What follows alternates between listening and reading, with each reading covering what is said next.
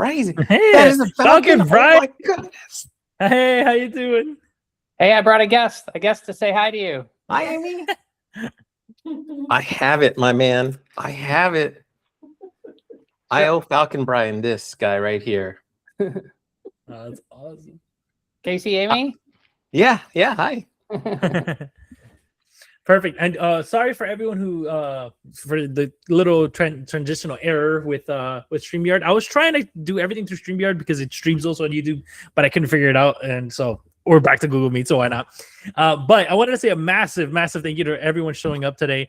I'm very excited for this call, but it doesn't even match the level of excitement Tony has. Tony was texting me since yesterday, like, "Oh, okay, I'm gonna get this ready. Oh, I'm gonna get this ready. We're gonna do this presentation." And then he texted me this morning, "Oh, I have a whole new way to present everything." I was like, "Okay, let's do it." So, if you guys are excited, I can't even imagine how excited Tony's gonna be. So today we're here to learn. I'm gonna go and give everybody another like maybe 2 minutes. So if you guys have any of your friends or anybody you sourced with or anything like that could benefit from this, just go ahead, send them the link, and then we'll kind of get a hard start in like 2 minutes. Does that sound good, Tony? Yeah, man. Should I share all of like the presentation links? Sure. Yeah, if you like. Heck yeah. Dude, I'm so super proud of them. I did 17 edits on one of them. So like that's where my whole morning went. And one coffee later. You Delicious can tell coffee. Tony's excited because he's got the hat on. It's a travel hat. He even said that he goes, "Dang, this call might be worthy for me to put on the travel hat." I was like, I mean, I hope so. I'm like worried in what direction I should go in because there's like three distinct directions I can go in, and so like I don't want to go too off topic, but I want to give a value. So what do you think I should do? Whatever you want, boss. All right. I think we'll stick with the original plan. We'll talk about managed sourcing cost, manufacturing margin, and the AI. We'll save the hotel points for another call. Cool. Or if we want to go overtime with, what do they call it, encore? We can do that. Sick. Let's see. That's Does for the this work? Patreon level. Yes, there you go. All right, there we go. All right. Oh, well, still, we can wait another minute. I'm just eager. I'm excited to see what because if Tony's, I'm telling you, Tony's been messaging me since yesterday. So if he's this excited, I'm super excited to see what he has today. I mean, hey, the YouTube video yesterday was great. So, dude, that YouTube video, and you know what's crazy about that YouTube video? A lot of people messaged me after, like, wow, like, that was so cool. And like, it's kind of hard for like somebody who's doing content to like actually envision that, like, okay, like these views are actually people watching it. Cause like, you get me, like, you kind of get lost in the views. Like, you're like, oh, I only have 20 views, 30 views. But like, in reality, like that's 20 or 30 people watching. Yeah, like that's actually pretty good. Like, that's pretty cool.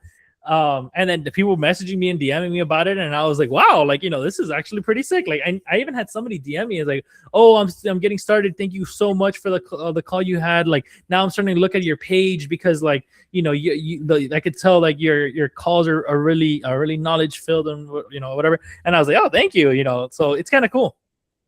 We're slowly starting to get a little bit bigger. Slowly getting a little bit of motion. But okay, so we are now at 7:08. So once again, we have Tony Cruz here today. He is a almost 8-figure seller now. He is very close to hitting that 10 million mark, which is crazy. But I think the thing he's most proud of is definitely like the credit card points. He's an absolute like genius when it comes to credit card and travel hacking and stuff. So once again, for anybody who is watching on YouTube, you guys are in for a ride. Tony has been preparing this since yesterday, and he has spent a lot of his time. He has spent a lot of hours just grinding for you guys. So sit back, enjoy, and let's learn something. Oh man, okay. I'm going to present. I'm going to do the quick recap, like rapid fire. And I had a good teacher, by the way, for the credit card points, and he's in here. No pressure. Okay, is the screen sharing? Is that working good? Yep. Okay, so I'm going to do a quick recap of about myself. I've been selling since 2014, and that $10 million figure that Santi's alluding to is lifetime sales. I should hit it by probably the end of the year or early next year.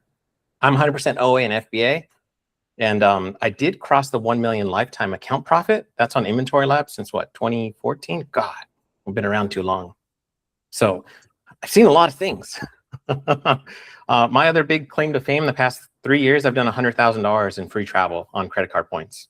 And so I have a presentation on this too, but this is just kind of at a glance. My restock monitor is firing off. And so like I've been around since Toys R Us days. Like this is just me. This is 2014 photos that I pulled from the archive just of my journey. I started out RA with toys, and that was my background. I did Mattel too, filled up UPS trucks because I filled up the little one. I've done wholesale. I filled up my garage with pallets of stuff, and it just gets crazy. Shopkins was my big claim to fame. I had an account with them and Mattel. One of the cool things I did for war stories was go to Walmart and bought these Planters cheese balls because they were discontinued, and they cost $2 and they were selling for 30 each. And I drove to San Diego and I sent a friend from North Carolina to South Carolina, Myrtle Beach, to buy them.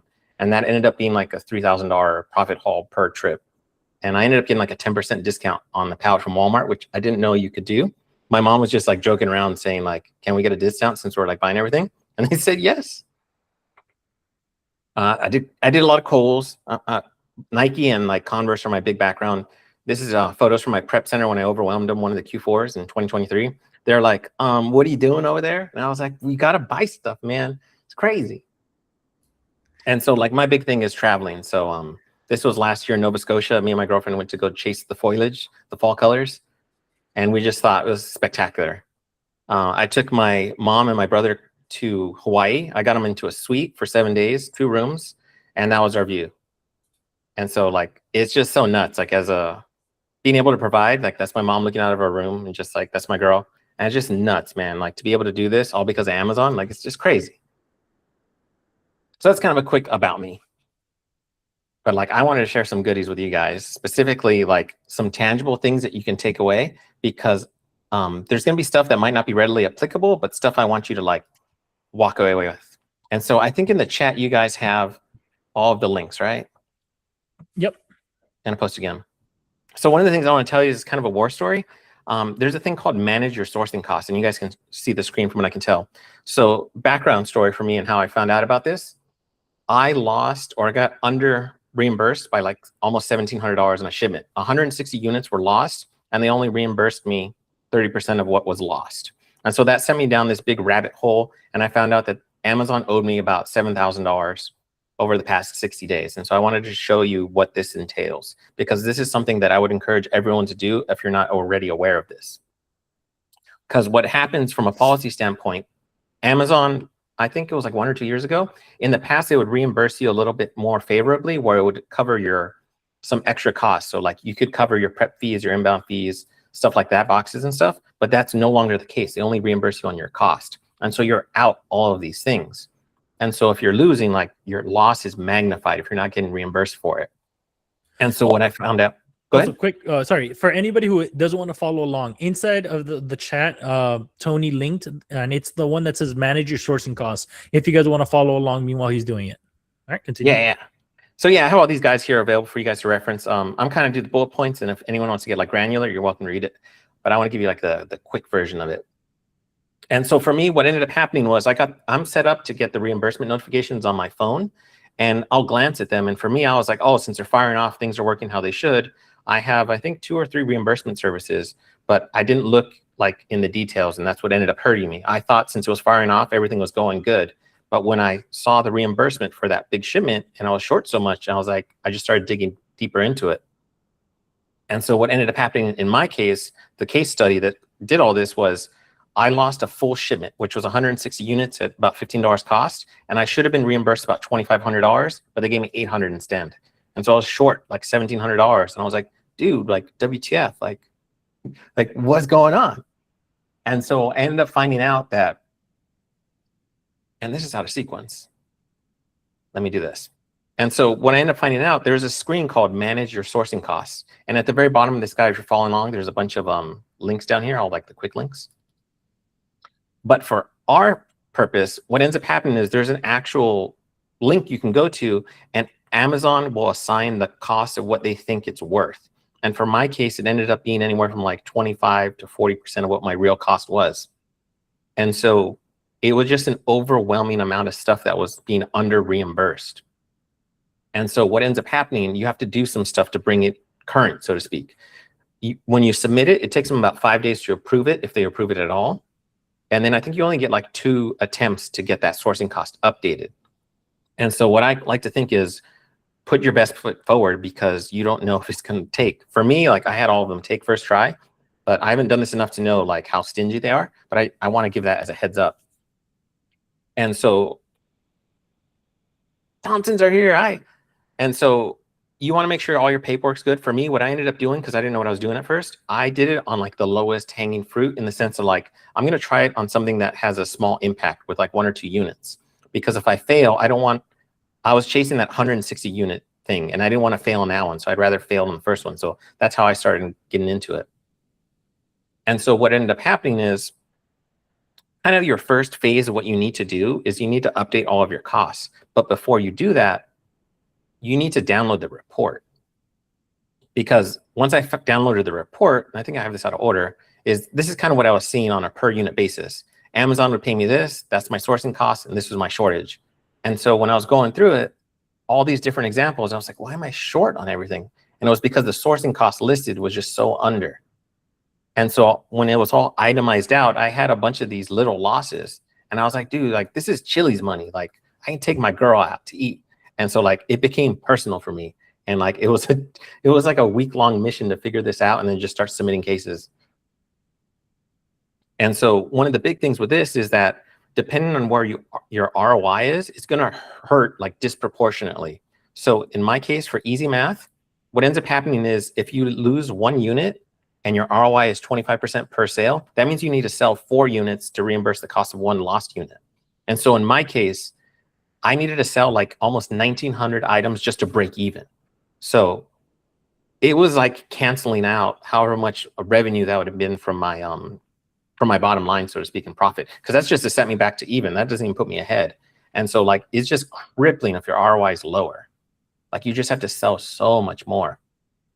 And I was telling Santi about this yesterday, was that selling makes you the profit, but the admin keeps the profit. And that's why you want to do all these admin tasks, because you can have leakage everywhere. And it's just so much easier to recover the full cost of 1 unit that's 100% loss than to try and like outsell your way out of the bad position. Because like at 10% ROI, you have to sell 10 units to cancel out 1 loss. And like, it's just devastating. It's just way easier to get the reimbursement. And so what ends up happening from a policy position, they only give you 60 days to contest whatever they're owing you. And so what ends up happening is you have to pull the last 60 days of your reimbursements that they've issued. And what I end up doing is I do what's called a pivot table. If you don't know how to do that, you can have ChatGPT or Claude do it for you. But basically what you're trying to do is you're trying to get like an itemized list to say like your top item got reimbursed, say 25 times. And it goes like next item's like 23 and something like that. And so the thinking is if you're going to spend your time, you want to chase the highest value targets first and work your way down, because you have time working against you. But the other thing it's going to do is that you're going to see, because you can multiply it out. You look up your sourcing cost times, say they did 25 reimbursements. You can calculate the level of shortage you have going on, and then you can correct it and then start submitting it. I added this earlier, but this I don't think is the case any longer. What ended up happening is there's some nuance to this. Like if they lose 3 items in 1 shipment, what happens is when you get to the screen, it asks you what you're contesting. And so you have to select unit 1, 2, and 3. And I kept selecting unit 1. And what happened was that the second request got denied because unit 1 had already been reimbursed. And they don't tell you outright that unit 1 got reimbursed and that 2 and 3 are still open. And so if you ever see that screen with the same SKU listed like 3 times, you have to make sure that you're selecting, you want reimbursement 2 and 3. And so if you get auto decline, there's this template that I use and I cite policy. So you can just copy paste this template. If you have all of your documentation, you can just tell ChatGPT like, hey, update all these figures with, because you're gonna have like the companion piece with your Excel sheet. And then you can contest everything because it's not always gonna auto take. And so you gotta be ready and cite policy at them because they usually do boilerplate responses and they're just like, whatever. And so I like being thorough and being like, hey, I gotta be careful not to swear. Hey, little effer. You can. You're fine. You're fine. I'm like, hey, this is the policy. Like, you're wrong. Like, it's right here. Like, do the work for them. And so I cite it literally, like, get out of my face. Give me the money. And so for me, I ended up having like a happy ending fairy tale story because I ended up getting that reimbursement fully, like the difference reimbursed. I forget what it was itemized, but I know it was over 90%. And so like I had a $7,000 problem like staring at me in the face and I didn't even realize it. And so I weep because anything older than 60 days, like I can't touch because it's outside a policy window. And yeah, so I made a big mistake. And that's kind of why the inspiration of doing this post was so that hopefully you guys don't make that mistake and you can get some of your money back. So I want to take a quick moment and say this is, first off, amazing. I don't know if anybody else is like blown away. You're too kind. This is awesome. And I love the fact that you created, like, you literally set up the code and everything so it's all easy. Now I do have a question regarding it, right? So talking actionable games, excuse me, talking actionable like steps. So it would be step one is download the report, right? Yes. And then look for, or with the software, look for everything that is misaligned, and then report it. Correct? Yeah. So run this reimbursement report down here, and I should have had this itemized a little bit better. You want to download the last 60 days of stuff because that's the only stuff you can contest. And then you're kind of saying like, you can sort it by ASIN and you could manually count it that way, or basically like what you want to do is you want to see which ones have like the most reoccurrence in terms of frequency. And then you need to go over to your managed sourcing costs to see what's listed as your cost. And then you're just like, you have the paper trail and you know what to look up against what. And I should have had this flow a little bit better. Good question. Yeah, because I love, first off, I love it. Because now I even told my my admin guy to join the call because he's gonna start doing this because it's so important because like you said earlier, the most important thing is to try to keep the profit right after we make the profit, and it's definitely from there. So I just wanted to say it. Insane sauce. So for anybody who did recently join and wants to follow along, I just relinked the link. It's the very last one. It's manage your sourcing costs, and he's kind of breaking down how to manage your sourcing costs, and more specifically is how to get reimbursements. So if you guys want to follow along, make sure to hit that. And if you guys did join late and are interested, the replay is going to be up on YouTube later, so don't worry. And so one of the things I didn't include on this was that one of the reimbursement companies that I have, I think they take like 20 or 25% of whatever they get reimbursed. And on that shortage thing I had, I was so mad because I got like $800 on it and they took 25% of that. So technically I only got reimbursed like 15% of what I was owed or whatever the math works out to. And I was like, dude, this is BS. Like, I was so mad.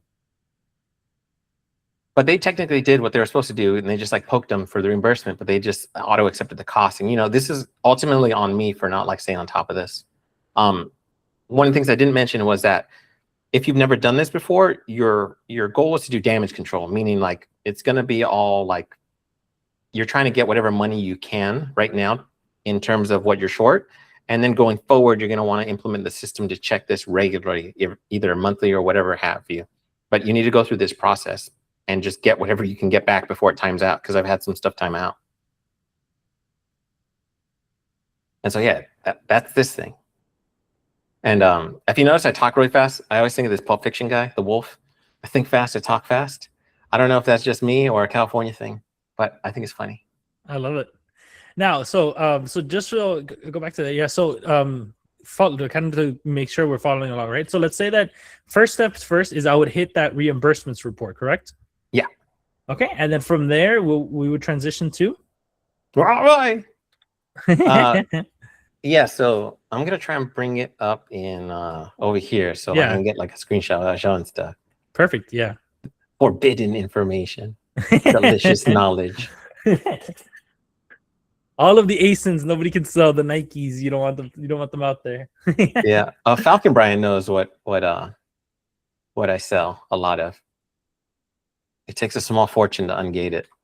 So what ends up happening is you come to this page and like you want to generate a report, and I should have included that as part of the guide. And you go to download, and then you request the event date. You do exact dates. Let's see. So it ends up looking like this, and you just request a CSV download, and you get a bunch of data.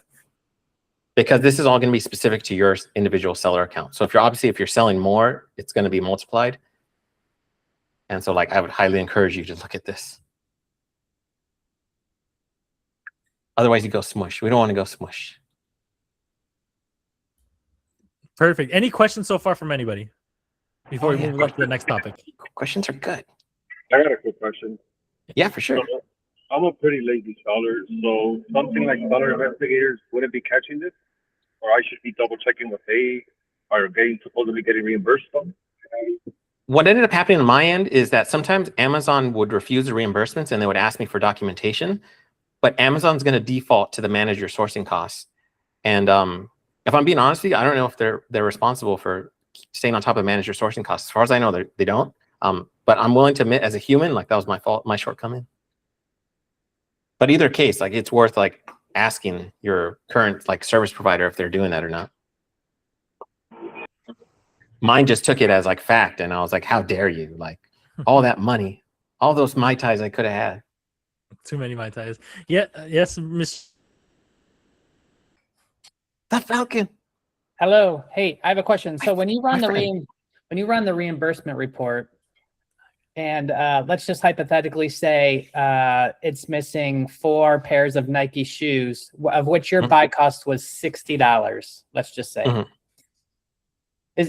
Is the first step there to go in and make sure that their reimbursement value is truly $60 and not $35? Like, do you need to contest that or give that, make sure that that is set properly before you apply for the reimbursement? I see what you're saying. Yeah. So in your case, like if the true cost is 60, Yeah. That reimbursement report is like everything that's been done and issued.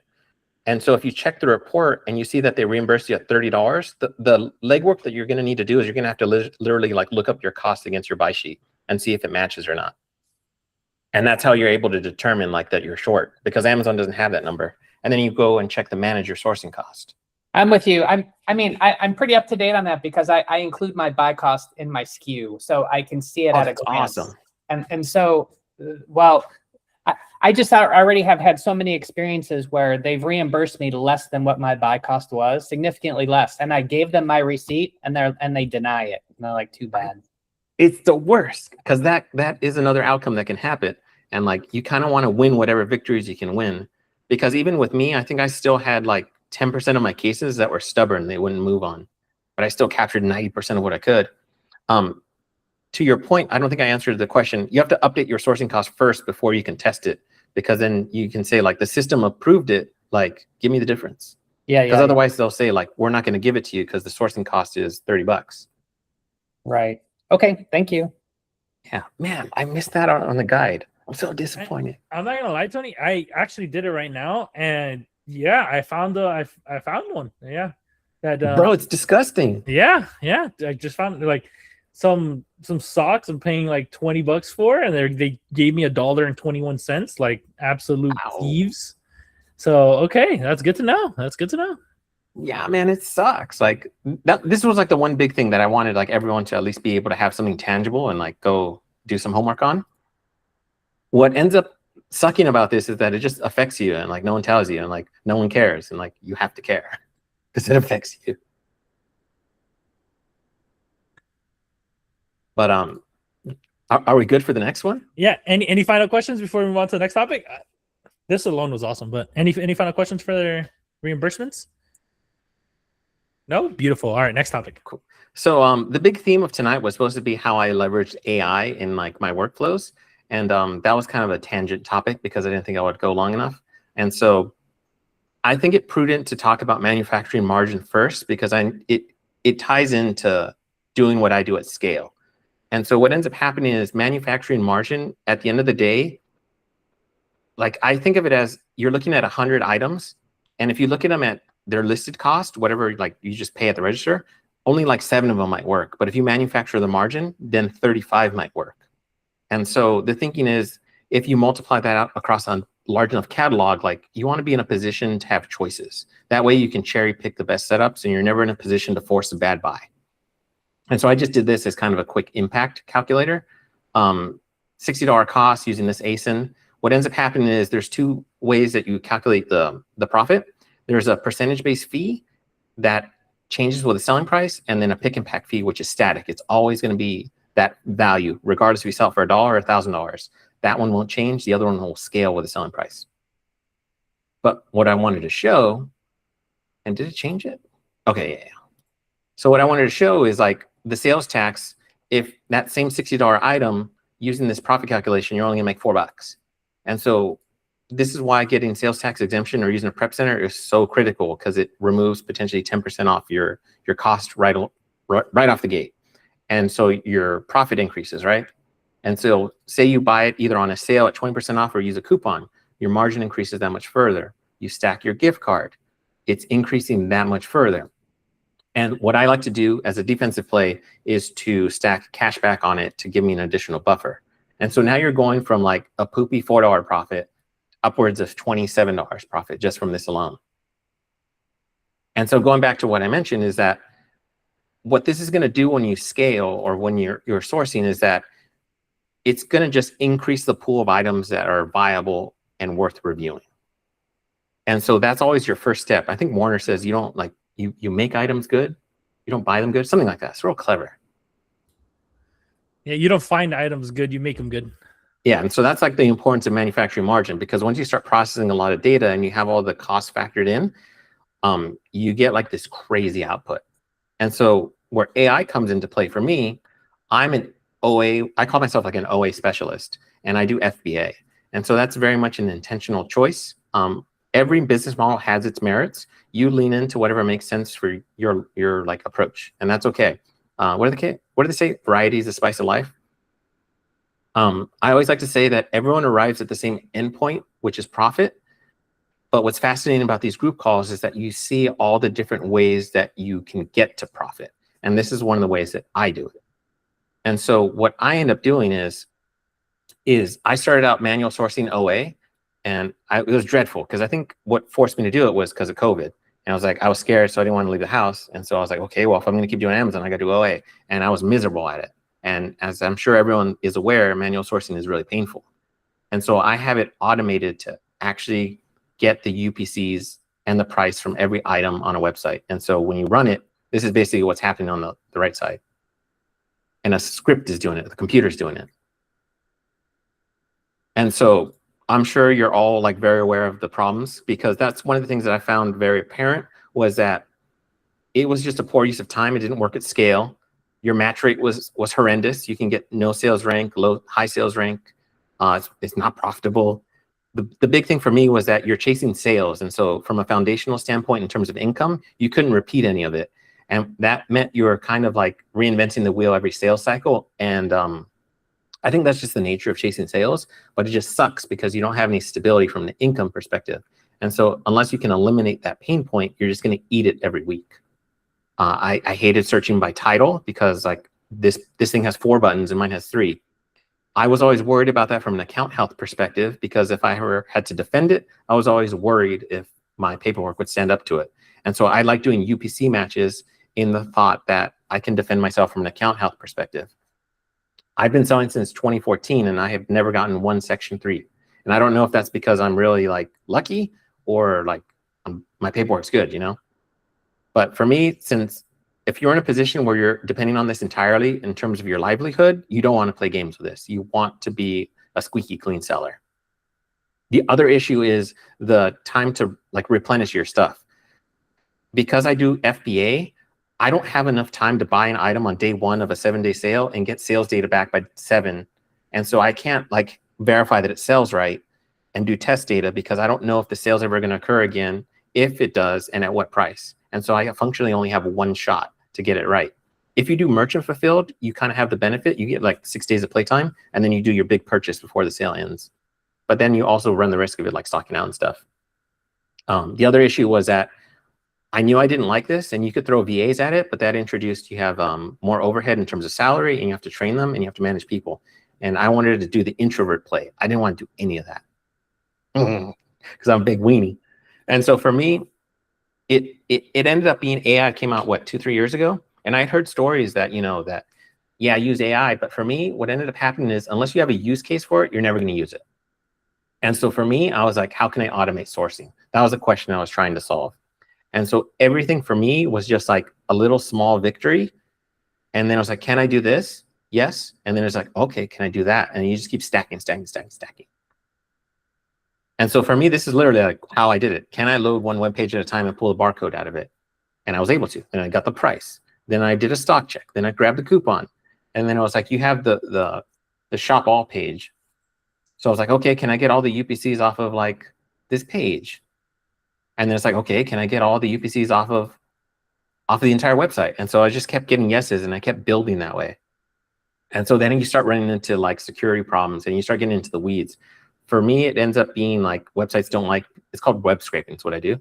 Websites don't like it when you're like opening every web page and grabbing their data. And so there's security issues that come into play. And so then you're like, well, how do I beat this? And it's like a cat and mouse game. And so you're constantly leveling up. And so for me, the way that evolved was that I'm using a script. And a script is just a fancy way of saying a recipe. Like if you're not familiar with coding at all, I like to think of it as a cookbook recipe. It's just a series of instructions of repeatable steps that produces the same outcome.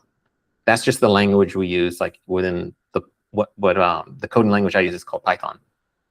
And so you talk in a terminal. And so if you've ever used AI, like you talk in here, it's like a little chat box. That's the same thing. It's a terminal. It's just in a different place when it comes to coding. I think I have it right here. It's like you're typing in here. It's the same thing. And so it looks scary if you've never done it. And so what ends up happening is the reason you do it in a terminal on what's called an IDE, it's basically something that runs a code. What ends up happening is when you use Claude Code, it can implement the code, run it, see what comes back and test it. And if it's messed up, it can change it and do it again and do this cycle. And so I think that's called agentic coding. It's kind of like smart. And that's why you want to do the coding aspect of it. Yeah, Python. So I use Claude Code in Python. And so for me, in the beginning, I hired a developer, but that had its own problems. You had to do your hiring. If the dude like quit and took the scripts, like you're bone dry. If he gave you the scripts and it broke, you didn't know how to fix it. And so with the introduction of AI, it removed that technical barrier entirely. And so what I ended up doing is I learned kind of like the hard way. I would like literally tell it, like, change this code and give me this outcome. Now I'm just telling it, give me the outcome. Like I don't even look at the code anymore. And so what it ended up doing is it removed that barrier of entry entirely. And so what ends up happening is as long as you can describe your outcome, it's going to convert what's called your natural language, how you and I talk, into programming language. And like, that's it. Like that's the secret sauce. And so what you're functionally doing is you're producing the same thing as what a wholesaler would give you in terms of they give you a price sheet with all the UPCs and the price.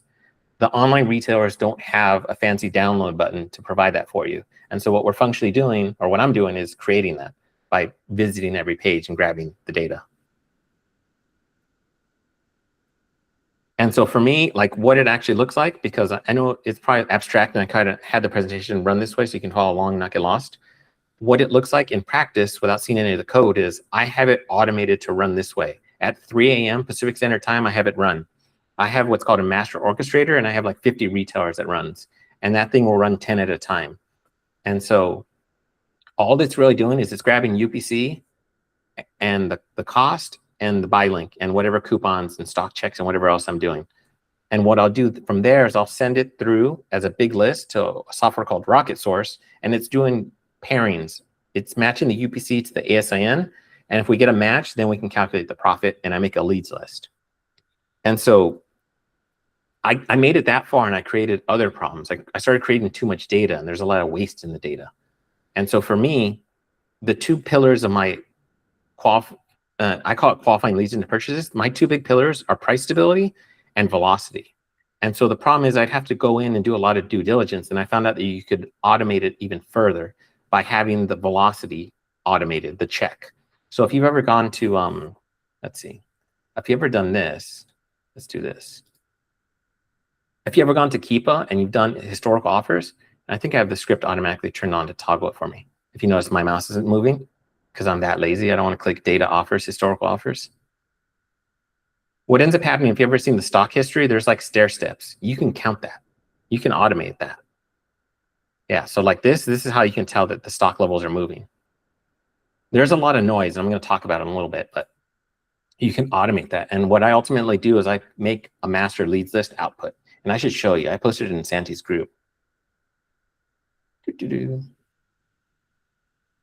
Oh, it's in the announcements in the, okay. I'm on the other screen, so that's why I can't see it. So the outcome, so it's not just abstract. Let's open this. And let me put it in the chat if you guys want to do it. What ends up happening is if you want to, like all the leads that I produced last night,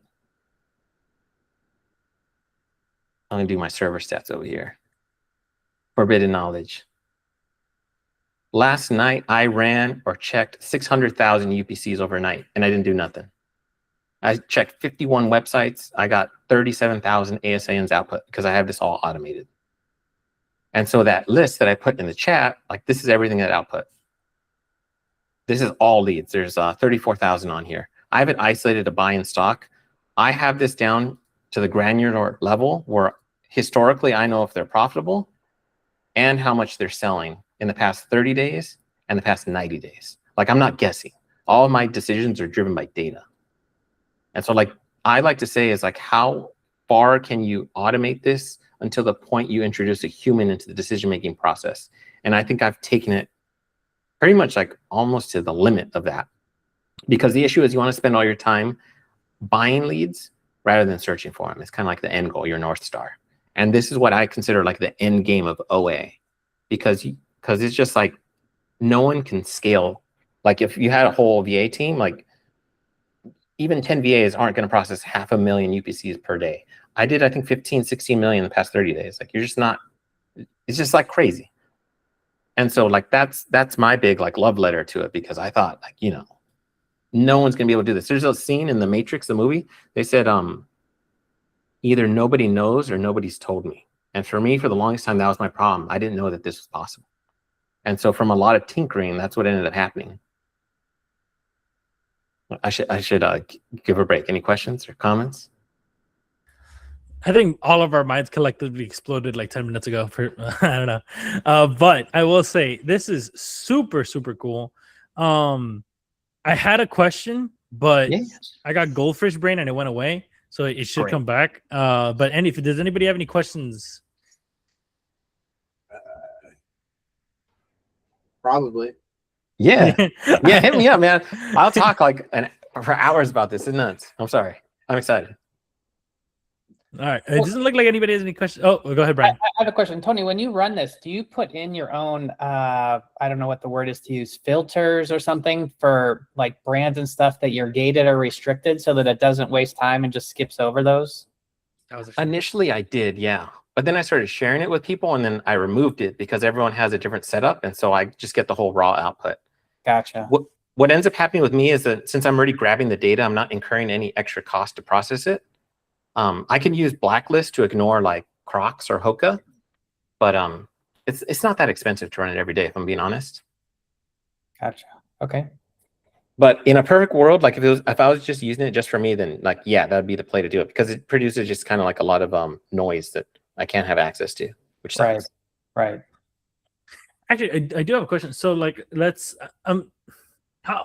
or I guess first question is, how long did you make this? Was this like around like past Q4? Oh God, this has been over the course of like 18 to 24 months. There's like thousands of hours of development in this. So during Q4, then probably the ASINs or the amount of leads and everything were so much more. No, because the volume. It's disgusting. Cool. You should see Kohl's, the output when it's 40% coupon, mystery coupon. Oh my God. You can get like 12,000 leads out of Kohl's alone. I was selling appliances. I'll say that. I was selling one called Margaritaville. And I think I showed you on yesterday's stream, like lifetime profit on that one SKU, even after returns at like a 13% return rate, it was still like $26,000. Wow. Like, it's just crazy, man. Yeah, insane profit. We do have a question from the audience from Sam that says, where can you find it? I'm assuming you mean the master lead list that you do every day. Oh, okay. I started to do like a leads list Discord because I'm producing so much abundance and excess. What I've come to find, being in the position that I'm in, is that there's so much out there that no one has enough money to purchase it all, or is ungated in every category. And then you have like risk tolerances that are different. And so the chance of overlap is like very minimal. I can do an invite link. I was supposed to launch this today, but I've been preparing all day today.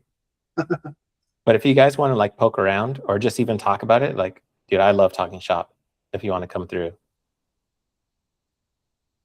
Yeah.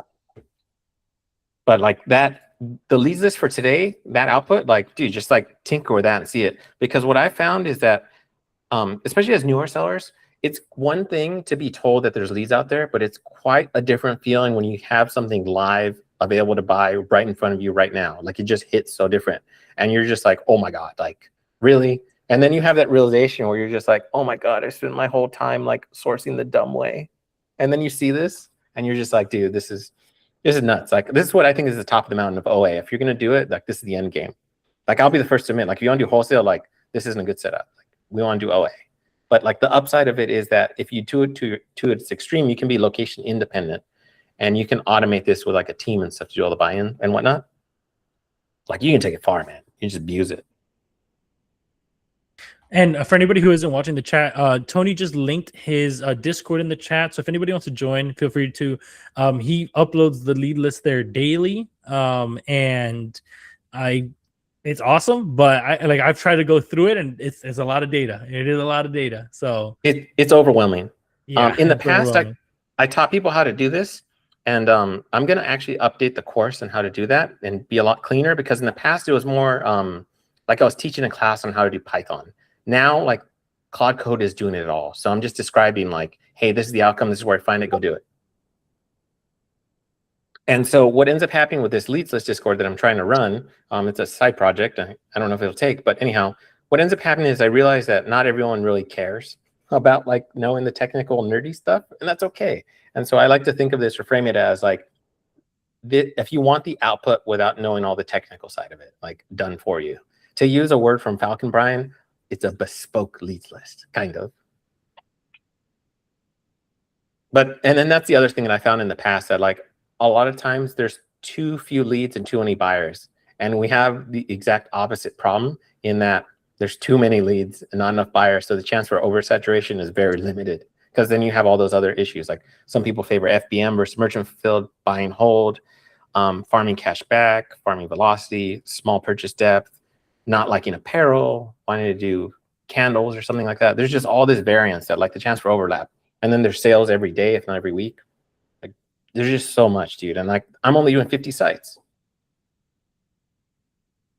And it's crazy because I actually thinking about it. And I remember during Q4, I actually asked you because I was destroying Sephora's. I was just going nonstop to Sephora's. Yes. And I remember I was like, oh, hey, can you set this up for like Sephora? And you couldn't, right? It was because like they have something that I forgot. It was something like that. You told me that, you know, that one couldn't be done. Yeah, I think it didn't have a UPCs. Oh my God. Oh my God. So in the past, my skill set was limited in that I would literally be hand holding the entire process. Now I've learned, I like literally the last 2 months on my calendar just gone. Like all my hours went into doing this because I learned how to do Claude Code because like I didn't know how to install it for the longest time.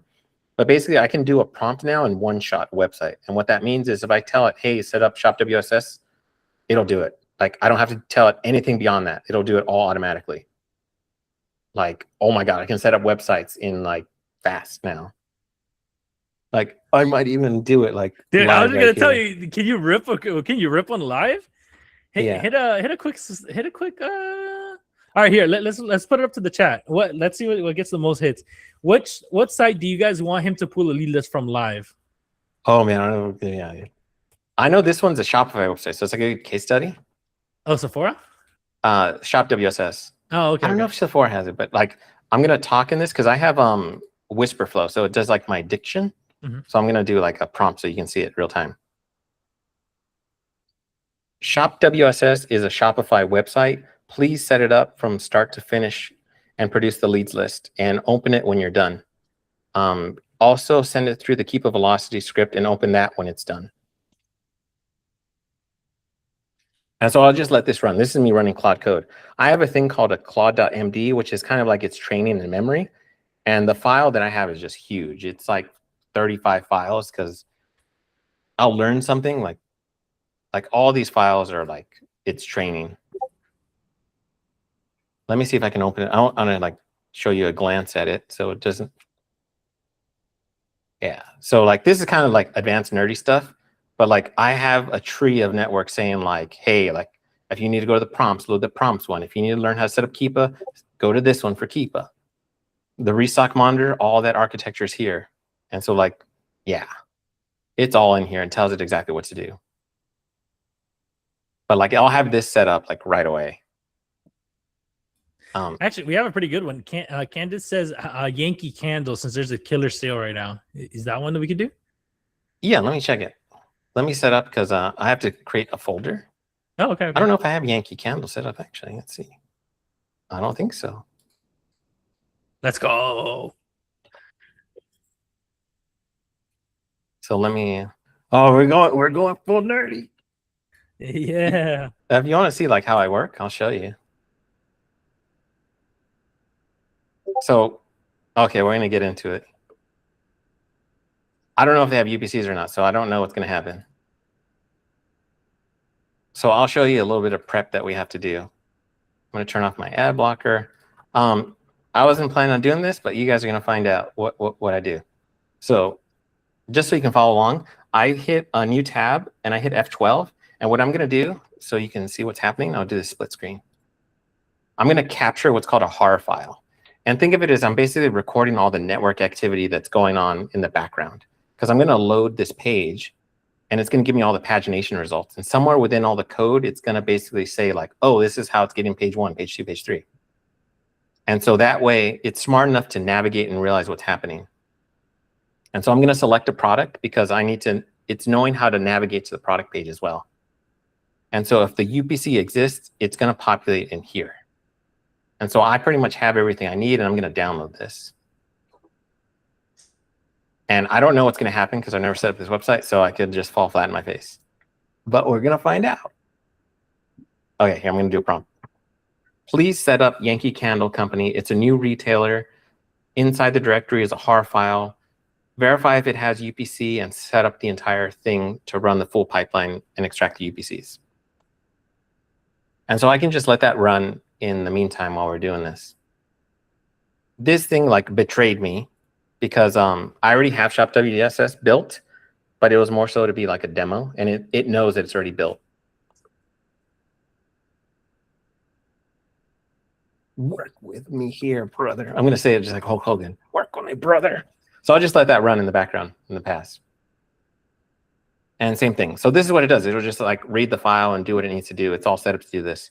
The only issue is that it can take anywhere from a couple of minutes to like 30 minutes to an hour, depending on the sophistication, security, blah, blah. But we can have that running while we're like doing stuff. Yeah, that's awesome. So we'll check up on it periodically. So I'm gonna close this. So we'll go back to like context for this, since we'll have that going at the same time. So one of my big like superpowers is, I call it price stability. How could you get it down to the data point without opening the Keepa graph?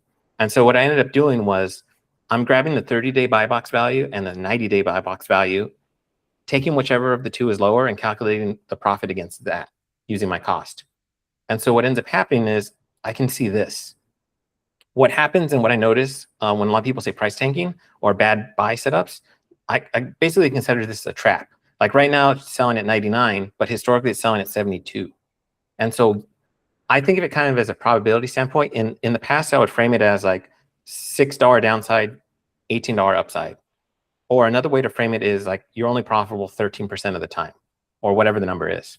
And so what I end up doing is I calculate it based on the averages. And so I can see it without even like opening the page and knowing like, hey, like, because the environment I'm buying in today isn't the environment I'm going to land in anywhere from like 1 to 4 weeks out because I do FBA. And so I have to play to the averages, and I want to be statistically likely to be profitable. And so that's how I'm able to determine that. And you'll notice that on the sheets right here with this number, 30-day, 90-day profit.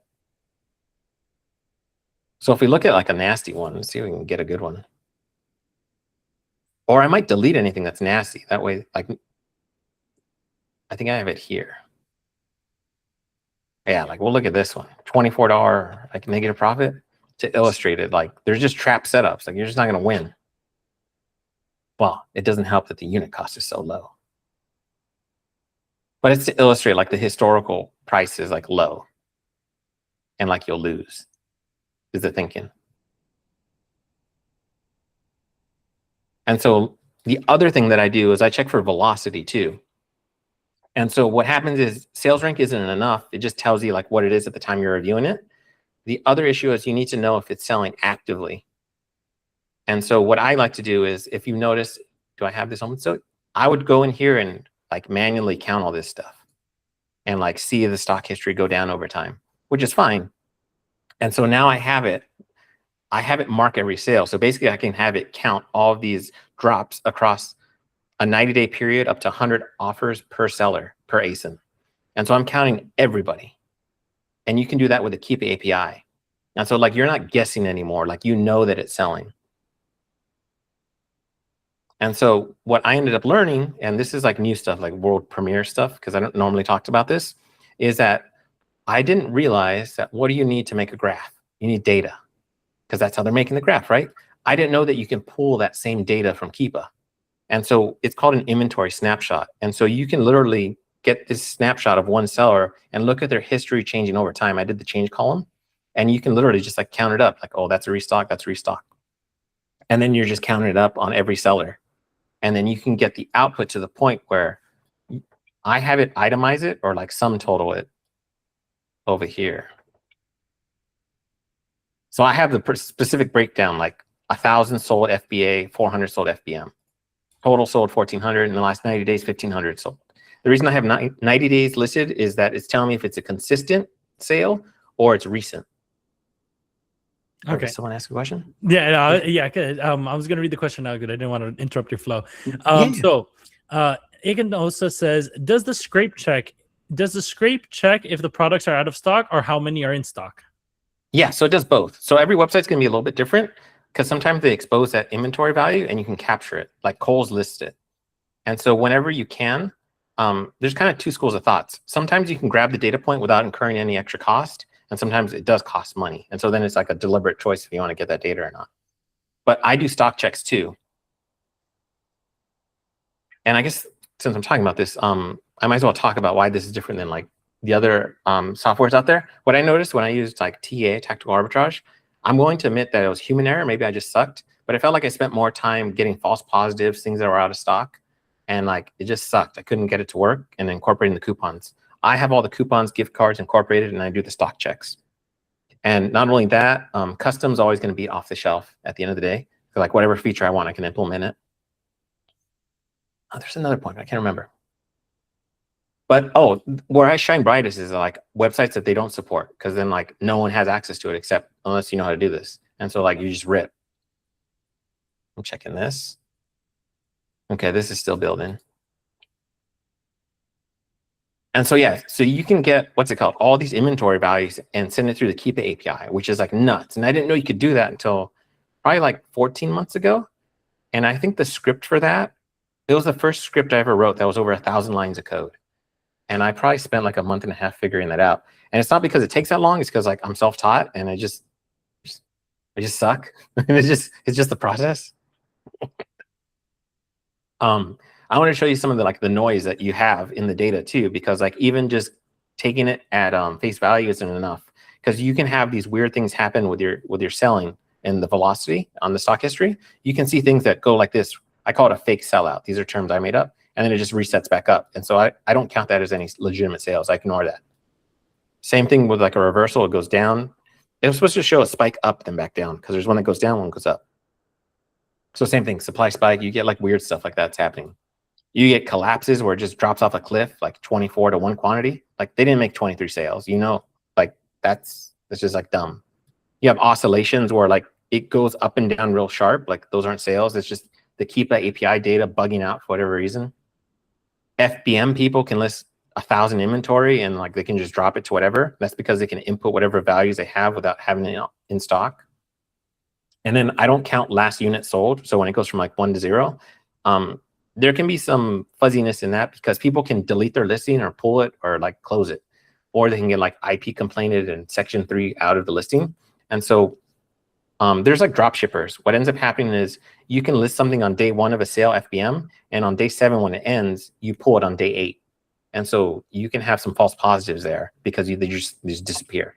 And so I factor that in. And then you have drop shippers, and like this is the example, like, dude, like this is shenanigans. Like, why are they in lockstep? And so like I don't count that as velocity either. And so like there's a lot of noise you need to screen out. And so like this is just getting like nerdy. Like these are all the things I check for. I think it's like 9 or 10 different false positives I screen for. And so like, if you ever wondered what it looks like when it's running, like this is like the print statements that are in the terminal. And it's literally saying like, oh, 13 units sold. At one point I had it calculating how much it sold daily. So I could have it give a recommendation. Like if I was trying to get 45 days worth of coverage, it would do like a formula. It ended up not working for me. I think I abandoned it, but like that was the thinking at the time. And so I don't know that this is necessarily relevant, but like doing all this can cost a lot of money. Like Kohl's, if I run it every day, it costs like $300. And like it creates this problem of like, well, I don't want to pay $300 every day. And so what ends up happening is you have to create what's called a blacklist. And so the saying is you pay to learn it once, you never pay it again. And so what ends up happening is you have to run the full website because you need to know all the outputs. But what ends up happening is, oh, that's a good question. Where does the cost come from? I use what's called a proxy provider. Let me see, Zenrose pricing. So I use a website called Zenrose, and it costs money every time I make a request because it's basically bypassing their security. Yeah. And so the easiest way to explain a proxy, and I've always wanted to use this example live, and I'm so happy that I get to use it, and I hope I don't mess it up. I think the best way to explain it is picture Halloween and you're a little kid, and there's like a banger web house that gives out like really good candy. You want to keep going back, but like on the second, third visit, they're going to know it's you. And they're like, get out of here. Like you already came here. And so what a proxy is basically the equivalent of like having another kid go on your behalf and get a candy and bring it back to you. And so like if they catch on to that, there's even stronger proxies. And think of it, it's called a residential proxy. Think of it like now you're changing disguises and they can't recognize you. And you look like a new person every time. And so what ends up happening is it incurs extra cost. Because like the websites don't like you showing up a bunch of times, like because it eats bandwidth and like it pisses them off. And so with Kohl's, for instance, their catalog, the product catalog, I think it's 195,000 products. So they're not going to appreciate me visiting 200,000 times, and they're going to try and stop me. And so it's a cat and mouse game in terms of security. And so what I end up doing is, oh, go ahead. Any question? No. That's you're good. It's nerdy stuff. I love it. I get a thrill out of doing stuff I'm not allowed to do. So that's why I get all charged up about it. And so what ends up happening is with a blacklist, like I find out that say those 100 leads I scan, 60% of them are waste because I'm filtering on sales rank, not on profit. Profit can change, but the sales rank won't. And so usually what ends up happening is the sales rank's either too high, say like 1 million, or it doesn't have a sales rank at all. And so what I can basically do, since I've seen it once, I'm going to say next time I run it, I'm not going to do those again. And so what can happen on the next run, I'm only running 40 pages now. And so I'm literally, my cost is now halved and I'm going 2.5 times faster because I'm only doing 40 pages instead of 100. And so like I have to eat the cost the one time, but like number 2 forward, like it's a lot cheaper. Thank you. And that's cool. Yeah, thank you. The Keepa API is like super expensive.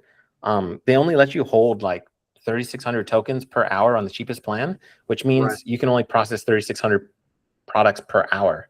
And as you saw, I did 500,000. And so like that's just not going to work. Yeah. And so I have to have a blacklist with Keepa too. And so that's why I have a 2-tier filter system. So I do all of the leads list through Rocket Source and I have filters there, and whatever survives that, that's what goes to Keepa. So in terms of like, just to give numbers as an example, of the 100,000 UPCs I run, only 10,000 might make it past the leads list. And then I'm sending that 10,000 to Keepa. And then I have a blacklist within Keepa that says, hey, I've seen this in the past 5 days. We don't need to run it again. Because like what's going to happen is data's probably not going to change that dramatically in the past 5 days. And so like now I'm only doing 3,000 requests and I'm on the bigger plan. And I think I can process 3,000 or 4,000 per hour. And so like I learned how to budget everything is what ends up happening. That's really cool. Yeah, I mean, I just asked because I did this with Home Depot one time, but without proxy. Expensive. Yeah. And so it took me like 2 weeks to like go through everything because you just keep getting booted at some point. Yeah, they don't like it, man. They have really good security. That was a website that I want to support, but like it ends up being a cost-benefit analysis. Yeah. What's it saying? Like the juice can be worth the squeeze, but like you're never going to know unless you eat the cost at one time. Yeah. And then you start making decisions because like Kohl's, I didn't want to run it because it's so damn expensive, but I knew that it was a high yield website. And so I ran the entire website to get everything. If not, what the choice plan B would be to run just a category, like say electronics. let's see. This thing keeps asking me questions. I'm gonna say, stop asking me questions. Set up the full website. You have my permission. That one of the bad things with Claude Code is that like they'll ask you like, are you sure? Like, but it's gonna do this. And so like it's stopping the process. That's why I'm trying to make sure that it's like moving along. Yeah, I always tell it to remember this so it doesn't do it again. Oh no, listing has no UPC. Oh, there's a UPC gate. Okay, so Yankee Candle might have UPC. The other issue you're going to run into, since we're like nerding out, is that even though that it has UPC, the match rate can be really poor. Like with Gap Factory, like it sucks because my methodology heavily depends on an ASIN having a UPC attached to it, and that's not always the case. And so from an automation standpoint, that I'm functionally blind. Like I'll never match to those things, and that's just going to be kind of one of the trade-offs. And so like for me, man, I'm almost at the end of this. Like I have everything run like at 3 a.m. Oh man, should I nerd out? Nerd out? Ah, just to see it. Definitely. I have a server because everything runs on the server. Let's see. I brought up the server on the other thing because I want to show you the Windows scheduler. So I have all of these scripts running every day on a Windows server at this specific times.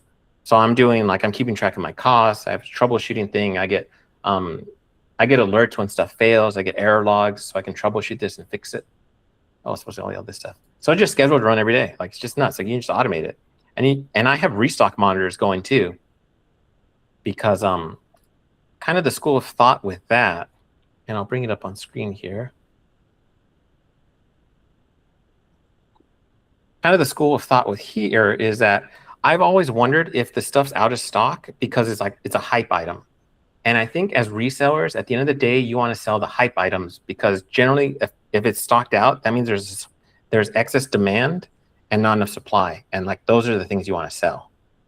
And so that's kind of one of the strategies I have. You want to chase things that are out of stock. And I have restock monitors on here that tell me like the profit, the 30-day, 90-day average profit, how much it's sold in the past 30 days and 90 days. And if I get a hit, I have the source and the purchase link. And I have this in the Discord server for everyone. I have it set up to ping me on the first restock.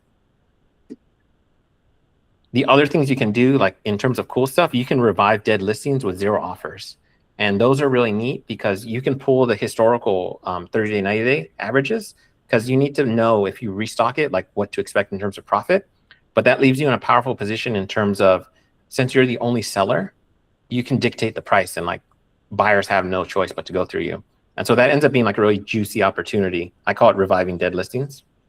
And so I believe I have it in the output. It'll say it calculates a profit that way off of the averages if the offer count is 0. The other thing I noticed too was that, and I've never seen this anywhere else, is I also capture if it's a suppressed buy box or buy box. Because what ends up happening is on any other software, they don't calculate profit on suppressed buy boxes because the equation that they use is they use the buy box value as the sell price to calculate the profit against. And if it's suppressed, there's no value there. And so if there's no value, the output is 0. And so you're functionally missing anywhere from like 20 to 40% of your data. And so for me, what I end up doing is I look at that, and I can just show you. No one ever gets to listen about this stuff, so I'm happy to talk about it. So what ends up happening is like when you look at the Keepa data, you have 2 other columns, third-party new or just a new column. And so if buy box is empty, you just pull the selling price from one of those 2 and calculate it that way. And if you're pulling from that value, there's a trigger that basically says, oh, this is probably suppressed because buy box is empty.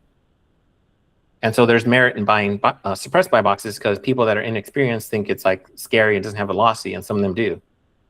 And so like that's another competitive advantage is to be in those suppressed buy box listings. Let's see, yeah. And so for me, let's see what else is in here. Like I joke with Omar, like I want to press buttons, I don't want to work. Like I'm 39, like working hard sucks. Like that's behind me. I'm sure people do it, but I don't want to do it anymore. Comfort's real important for me. Let's see this. This is still setting up. Yeah. Perfect. And also, if anybody has any questions, feel free to drop them while he's doing his thing. Yeah, so this thing is testing. It knows how to like unstuck itself and whatnot. Man, I finished the web scrape one. I have the credit card one too if we want to go overtime. But that's kind of it, like on the whole thing. On the leads list automation, like it's called web scraping. But like it's such a cheat code. Like I hate working. I don't want to work. Don't make me do it. It I got hurts a me. question. Did you say that you factored in the discounted gift cards for the bike cost and cashback, or is that not discounted in the bike cost on your list? I have it factored in as far as yeah, I have the gift cards factored in, and there's a coupon code. I have it listed here in the deal details. Like Kohl's Cash is factored in here. This is supposed to have, and I'm mad that it's not on here. I guess I'm gonna have to fix that. What ends up happening is there's supposed to be a how to use. Let me show you what it looks like or what it's supposed to look like. This is kind of a new improvement that I did. It's opening on the side. I started combining it into a master leads list because I had like 50 different channels in Discord and it ended up being a pain in the butt. And everything had like a how to use channel in it on the individual retailers that said, I'm using 0% sales tax, 0% gift card. Like with the Nike, I have Nike factored in. Show this. Because that's going to be kind of one of the learning curves on anyone using this. Like, what the hell? Like, why is this all here? Like, this is stupid. Let's see. Here we go. How to use. So like this one factors in 7% Nike gift card discount. I'm using the promo codes, like if it has any, which it does. And so like it's saying, okay, this has, use this code to get that cost. Because that's the whole thing. When you open it, it might not, like it's $100, but the lead list says 75. The reason is because this is happening. You need to do that step. And then the other thing that I have on this, because I produce so much information and it's a pain in the butt. And the one thing you don't want to do is review stuff, the same stuff today as yesterday. And so now I have a new column that says like new or restock. And so the thinking is it compares it against yesterday's output. And so if it's new, that means we didn't see it in yesterday's output. So if you're strapped on time, you only want to look at the new stuff, or it restocked compared to yesterday. And so like you can cut down your leads list review time in that sense, because like you produce all this weird waste. Like you don't want to do the same thing twice. Oh, let's see. Overtime. Okay, yeah. Let's see how this is going. Good, the reach higher logics. Okay, cool. I think for the shop WSS, it got angry because I already had it set up and it's like, what are you doing? Like, we already have it set up. Why are you doing it twice? It didn't like that you called it brother. I think that's what it was. But yeah, this thing just takes a little while. The hardest part is just waiting, honestly. Talk about first world problem. You're just waiting for it to work. But what I have it do is I have it do what's called like a proof of concept and see like if it's getting UPCs. Like, look, it already wrote all this stuff on its own. POC is proof of concept. I don't see an Excel file though, so I was hoping to open that and see like the UPCs in it. But once it like writes everything, it'll like clean itself up and create an output. But I don't know if we're gonna make it that far. As far as the AI side of it, like that's how I use AI to automate a lot of stuff. You saw the little dinky one too over here, where it automatically opens the Keepa data offers tab. Oh, this thing failed, but it knows it failed. Like this data offers, I'm not even clicking it. Like this is a script I had Claude Code write for me. Like this is the literal script. Because I'm like so dang lazy. I don't want to do nothing, man. I'm getting restock alerts. But yeah, that'd probably do it on the AI thing. I'm open to taking questions. If not, I can talk about hotel points too. You tell me, man. Any questions from anybody? I know it's a lot of information. Oh, So dude, this if is like anybody's years. Loaded, recollect. Years of trial and effort. But it's Are the kind of Thompsons fun. still here? I don't know. Let me see. I had a blast setting all this up. The hours would just melt away once you start coding. Awesome. Okay. So yeah, then definitely let's move on to hotel. Or actually, it's up to you. You can move on, or we could separate it for another night because I know you have a lot of info for like hotel and credit card points and stuff. Oh, I don't mind talking about it. As long as people are interested, I'll keep talking, man. So if we're gonna go into hotels things, we can kind of like cycle through stuff. I guess it's kind of a good segue because the AI and the web scraping kind of helped me do this. So what ended up happening, for context for me, I got inspired by Falcon Brian with a conversation in 2 different ways. He had mentioned that he did, I think, $50,000 in free travel the year prior. And I was like, dude, that's insane. How is that possible? And then he went to a dream like bucket list hotel for me. And I was like, I've always wanted to go there. And he went there. And so that's why I call him Falcon Brian, because he did a falconry experience there. And to give you like context as to why that hotel is so special, Alila Ventana, what ends up happening is, I think from a redemption standpoint, it only has like 1% availability. And I don't know how he got it. He's magic. He's so cool. I've been there twice. Oh my God. That's why I'm always excited to talk to him. Like, it's nuts. I think the room rates are what, like in thousands of dollars per night, no? Yeah. Yeah, it's nuts. That's in California, Big Sur. But yeah, there's a falconry there, and he went there. He's probably in here somewhere. But anyhow, that was the inspiration, because like I'm a cheapo and I don't want to pay for nothing. Where did my thing go? Did I close it? Okay, it's over here. And so for me, what I ended up doing, I was like, I'm going to lean into this. And I was supposed to show a screenshot of my past 12 months sales. So you can see like, oh yeah, that's when Tony decided to like start selling aggressively. Let me post it in my Discord so I can bring up the image to show you.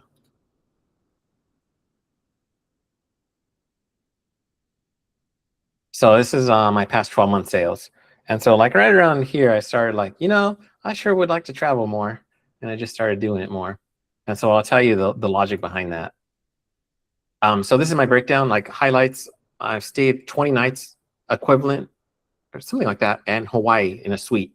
I booked, what ended up happening is I went twice. I'm going again next month. I'm taking my friend out 7 days, 2 rooms, each have a suite. When I took my mom and my brother, I think we were there for 6 days, 2 rooms, all suites. I have a round trip business class flight to Japan next year. I went to Nova Scotia business class, and then everything booked on points, like 152 nights, whatever this says. Falcon Brian inspired me to like itemize all this. And so with credit card points, I'm going to get into why like you want to do stuff. And there's a restock monitor going crazy. You're going to have 4 main engines on how you're going to like earn points. The first way is going to be what's called a sign-up bonus. So like whenever you open something, it says like earn X amount after you spend Y amount. The problem with that is there's only so many you can do per year, either because they stopped letting you get credit cards, or your credit's not that good, or you don't want to do that. And so it's not really a good avenue to consistently get points. Like it's good to get you on the map as far as burst, but like if you want to sustain it, it kind of breaks in that sense. The other way is you're just getting points based on your spend. And so the issue with that is it's not really that lucrative, and you'd have to spend like an ungodly amount. And so for me, the way I go about it is spending in a bonus category. So for the same level of spend, I'm getting 2 or 3x the points as someone else. And so it's like half the effort, double the reward. Your last way is referrals. If you have like a network, that's great, but like, yeah. And so for me, what ended up happening is the points became the objective and the profit became the byproduct. Meaning I'm like, I call myself a degenerate because there's a thing in Wall Street. It's called Reddit. It's called Wall Street Bets. And they'll bet like on which raindrop will fall to the bottom of the glass first. And so I'll buy stuff with the intention of just farming hotel points. Meaning I want something that's high velocity, low return rate, and I'm willing to accept single-digit ROIs because that allows me to use that as a vehicle, as an engine to compound points and generate spend and reset back into cash, and then do it over and over and over again. And so what's going to happen is it's going to look really doofus from an accounting perspective. You're not making that much profit per sale, but what's going to end up happening is you're going to have some byproducts that are kind of nice, meaning you're going to improve your sell-through metric rate in terms of your inventory performance standing. You can have more feedback opportunities. You're going to generate more revenue. So if you ever apply for loans or higher credit limits, you're going to have higher revenue, and they're more likely going to be like, oh, this guy's moving money, and you'll win that way. And so, yeah, it looks funny in the interim, but like long-term zoomed out, like you're good. And so what ended up happening with me once I kind of figuring out how all this worked is I got the top tier hotel status at Hyatt, without spending a single night there. And then I got American Airlines Platinum status without taking a single flight. And I did that all through the use of one credit card. And so I recognize that not everyone's going to have the ability to spend as much as I'm spending, but I still think it's worthwhile to know from an aspirational standpoint that that setup is there and where like the milestones are. And so for me on this credit card, I have to spend $120,000 a year to hit the top status with Hyatt. And then I have to spend $250,000. Oh no, not that much. $200,000 a year to hit platinum with American Airlines. And so there's a lot of other things that are going to happen in between these that I'm going to go over too. And so this thing's cool. It says like points by the room and nights by the treatment. What's going to make this all shine really brightly is once you have the status. And so what ends up happening with, as far as mechanics are concerned with the credit card, every $10,000 you spend on the credit card gives you 5 nights. And since you need 60 nights, that's why you have to spend $120,000. I kind of think of whatever the number you're trying to do in nights, you just multiply by 2 times 10,000. And so what ends up happening is, just in terms of flexibility, because like this was supposed to be showcased in a Hyatt credit card, I cap out my first credit card because you get milestone rewards every 10 nights up to 150 nights. So that's $300,000 in spend, which I've already hit for this year. And then anything past that, you don't get any like extra in terms of like perks. You still get your points, but you start like losing out on the perks. And then I call it overspill. So I go over to my Chase Inc. Business Preferred. They give 3x shipping. So every $1 spent gives me 3 points back because I'm spending in the shipping category on the first 150,000. So once I max that out, then I'll go back to Hyatt. And so I just maxed that one out this month. And so what ends up happening is that the reason I included this is to illustrate that there's flexibility. Other credit card providers will have like those multipliers available to you. And so you just lean into whatever works for you. When I did this, like I got all these cards by accident and I didn't know that I was going to do this, and they ended up working out. And so I didn't do it tactically. And so I have this set up to do Marriott too, 4x points per dollar. There's no cap on that. And so I do that too to maintain platinum status. And the other reason is Marriott has a larger footprint as far as hotel portfolios across the world versus Hyatt. And so like if I don't have hotel coverage with Hyatt, I have it with Marriott more likely. And then I use Chase points to cover flights or hotels. I'm sure Brian has a lot to say about this topic. There's a way to quantify how much the points are worth, but there's a way to like supercharge them. They call it cents per point. It's kind of like a formula. I'm probably not going to delve into it too much because there's a school of thought. It's kind of like, do you maximize for greatest redemption rates? And it's kind of like a bragging right. Or is the better school of thought earn and burn, meaning like the goal is to never hold a hoard of points like I am. The goal is to go wherever you want to go and nothing's coming out of pocket. And so you're going to fall somewhere on that spectrum on your philosophy. For me, I like maximizing the point value because I think of it like I'm beating the man and like I'm taking money out of the system. And so the milestone rewards with Hyatt, this is kind of what ends up happening as far as the highlights. The major ones, you're hitting Globalist, which is top status with Hyatt, and then you can get American Advantage Platinum just through spend alone at the 100 marker.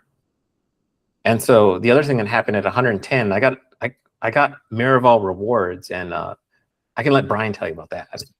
Sorry. What card is this one? This is I have it at the bottom. I should have loaded that up. This is the Chase World of Hyatt Business Credit Card. Awesome. Yeah, this card's banger. I love it.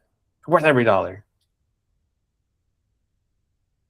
So like with this, what ends up happening is I ended up choosing, like this is what I ended up choosing everything. Oh, Shop WSS finished and it produced this leads list. So you got to see it like produce live. What ends up happening with the leads list, since we're going back to it, is I have like scripts that are universal, meaning like whenever I set up a retailer, it can like hook into it and output.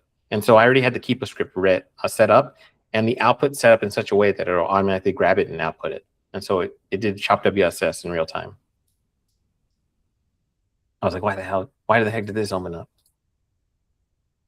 And then it's probably going to tell me over here, like, hey, we did it. Yay. That cost 0.02 cents to run. So less than a penny. Yay. And it did 34,000 UPCs. Yeah. And produced 1,400 ASINs. And Yankee Candle's still going. It did 118 ASIN matches, so that's nice.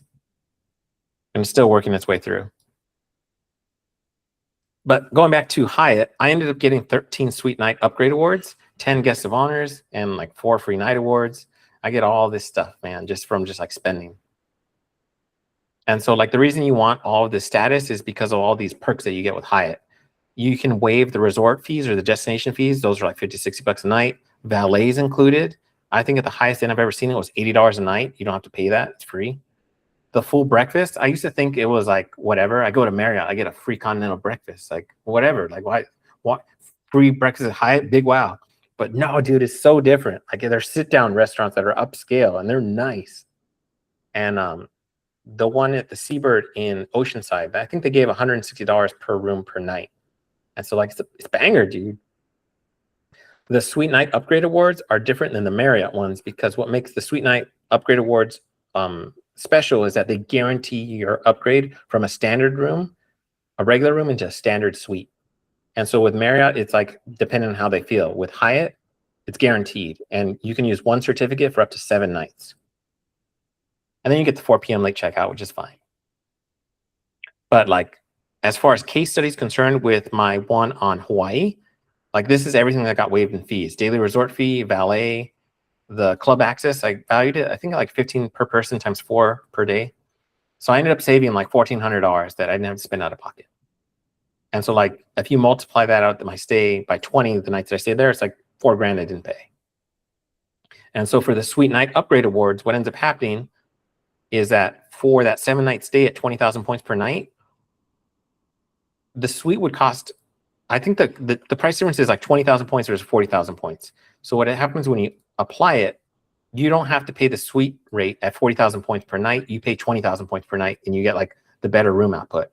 And so what ends up happening is the room rate, I think, jumps from like 400 a night to 900 a night.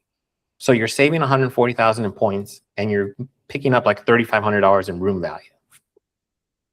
And so for me, like what ends up happening is if you multiply that out by all of the Suite Night Upgrades awards I get, I can save 1.8 million in points and get like $45,000 in room upgrades.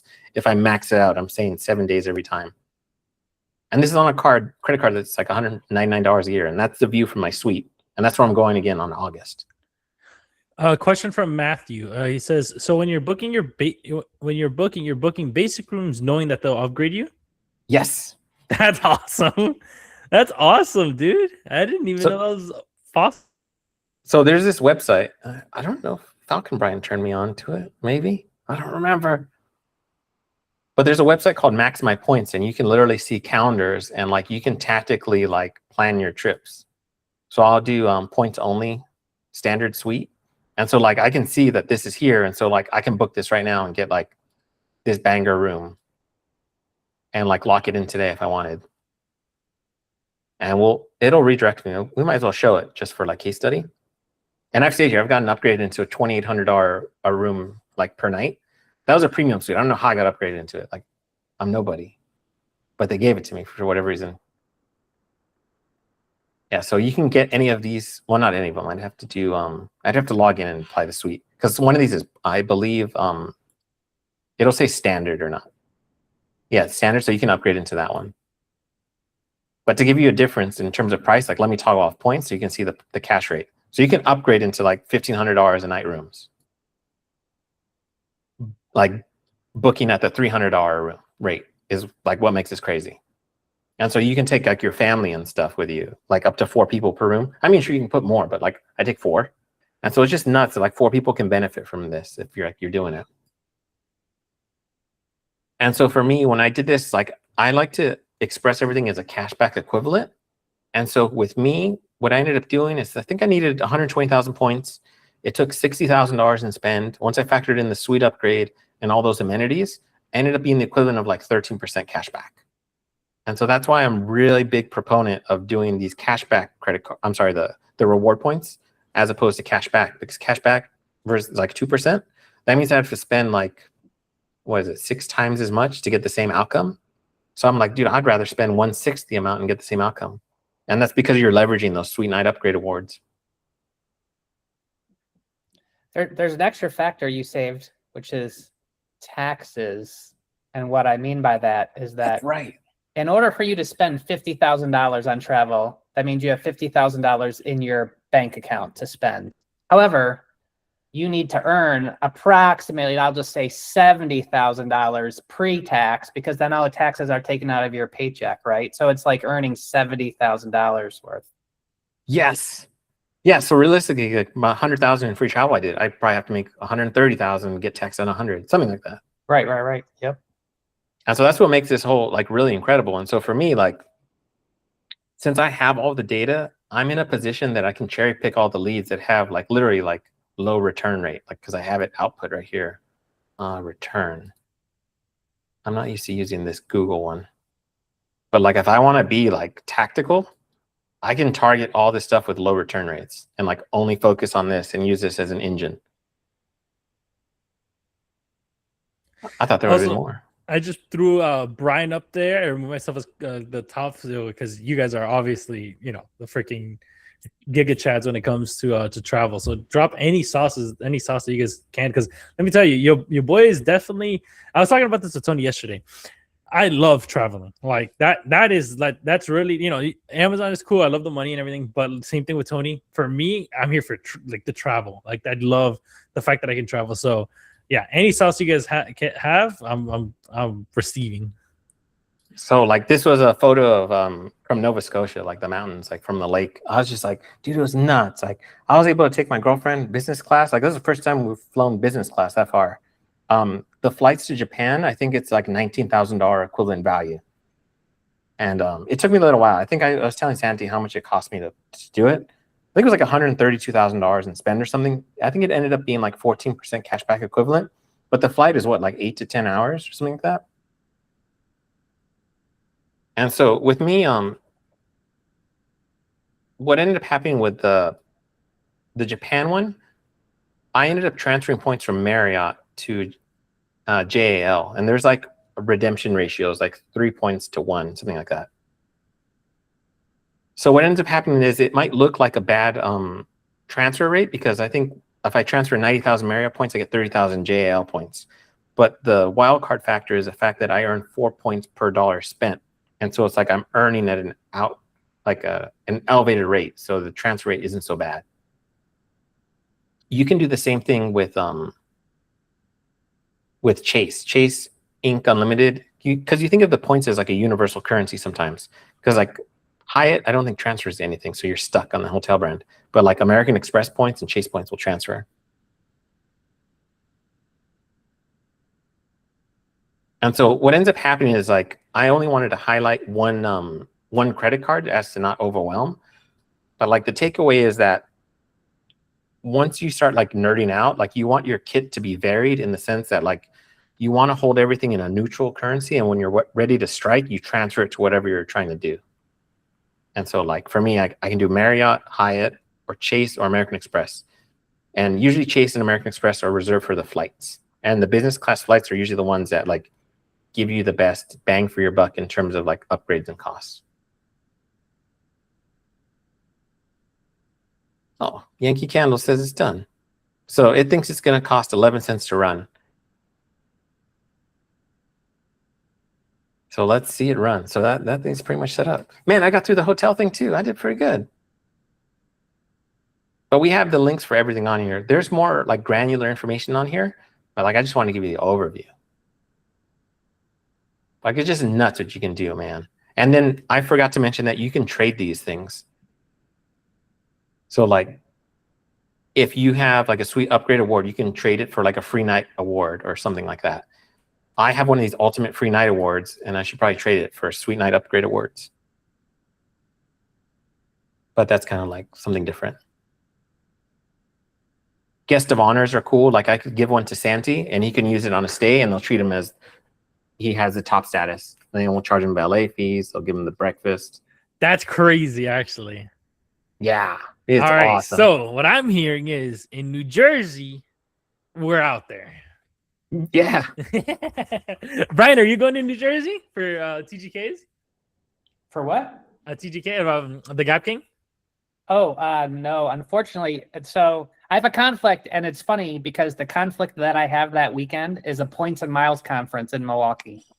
Nice. Interesting. So just like there's like Miami Sellers Conference, Sellers United, etc., there are points and miles conferences as well, and I've been going to those for some years.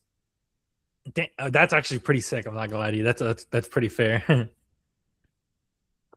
This thing's running. But yeah, I got through everything I had. I'm open to questions now, man. That's all I had as far as presentation. I don't know what's gonna happen with Yankee Handle. I'm just watching it. I'm very curious about Yankee. But yeah, that's kind of what I do. I don't like You're a working. I genius. like pressing buttons. And actually, let me ask you, since Brian, since you're up there, like, okay, so let's say that me, right? I'm in the like I'm about to go and get some more business credit cards and stuff like that. And I really do love to travel, honestly. Do you think it makes sense to go for like business credit card, or go more for like kind of these hotel cards that are good for like points and traveling? Well, there are hotel cards that are business credit cards too. But also, I mean, I don't know how strict you are. I'm really strict about separation of church and state. And what I mean by that is, like, I have personal credit cards and business credit cards, and I never, ever, ever use my business credit card at the grocery store, for instance. Yeah. You know? And so, but you know, that's where there's like the double whammy, because you can play this game. You got to play both sides, because the personal credit cards, I still rack up a ton of spend on the personal side as well. Like, I don't pay cash for anything. Like my water and electric bills, like all my utilities, I pay it with a credit card. Yep. My church that I go to on Sunday, my donation that I make, I pay it with a credit card. I don't drop cash in the basket. I pay it with a credit card. Like Savage. Anything and everything, I pay with a credit card, never ever cash. Yeah, no. And let me tell you, since I've really become in tune to credit cards. Before, when I was young and an idiot, so I just, a credit card meant like free money, which obviously we all know that does not mean free money. So, I had to pay all that back, obviously, fixed up my credit. And like now I use like same thing. I use my credit card for everything. And like, it's kind of crazy how fast the points accumulate, especially in this business, right? In Amazon. Cause like I was just talking about this with my wife, because we went, and then she was just kind of like, oh, I want to go on a vacation. And she wanted to go to Orlando because it's a 4-hour drive for me, because I'm down in South Florida. She's like, oh, let's go to the parks, and then we can go to the new park, and then we can go to the new hotel, the Epic Universe Hotel. And I was like, okay, let's see. 3 days was like $1,200. I was like, that's a lot of bucks. So I said, instead, let me see what we can do, right? So I started looking at all my credit card points, and we were able to find like a 4-day cruise to go. Like we went, now we're going on a 4-day cruise in like a week or so, or 2 weeks, to the Bahamas, Mexico. And then I still had left over like a lot, like a big chunk of money. So we've got another hotel. I got another hotel for a different event.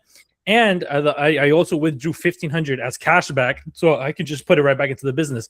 And I'm just kind of like, holy shit! Like, this is the same money that I'm using. Like, anyways, like I'm using this for inventory nonetheless. So like the fact that I just got a cruise, a hotel room, and $1,500 cash back, absurd. It was just crazy. So I was like, yeah, from now on, it's credit card central always. Like.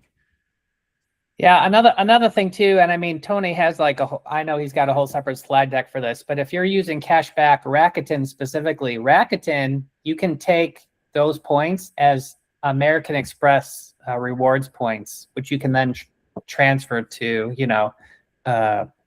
airlines and hotels and stuff for free travel. You don't have to take it as cash. Oh, dude, it's nuts. Yeah. Yeah.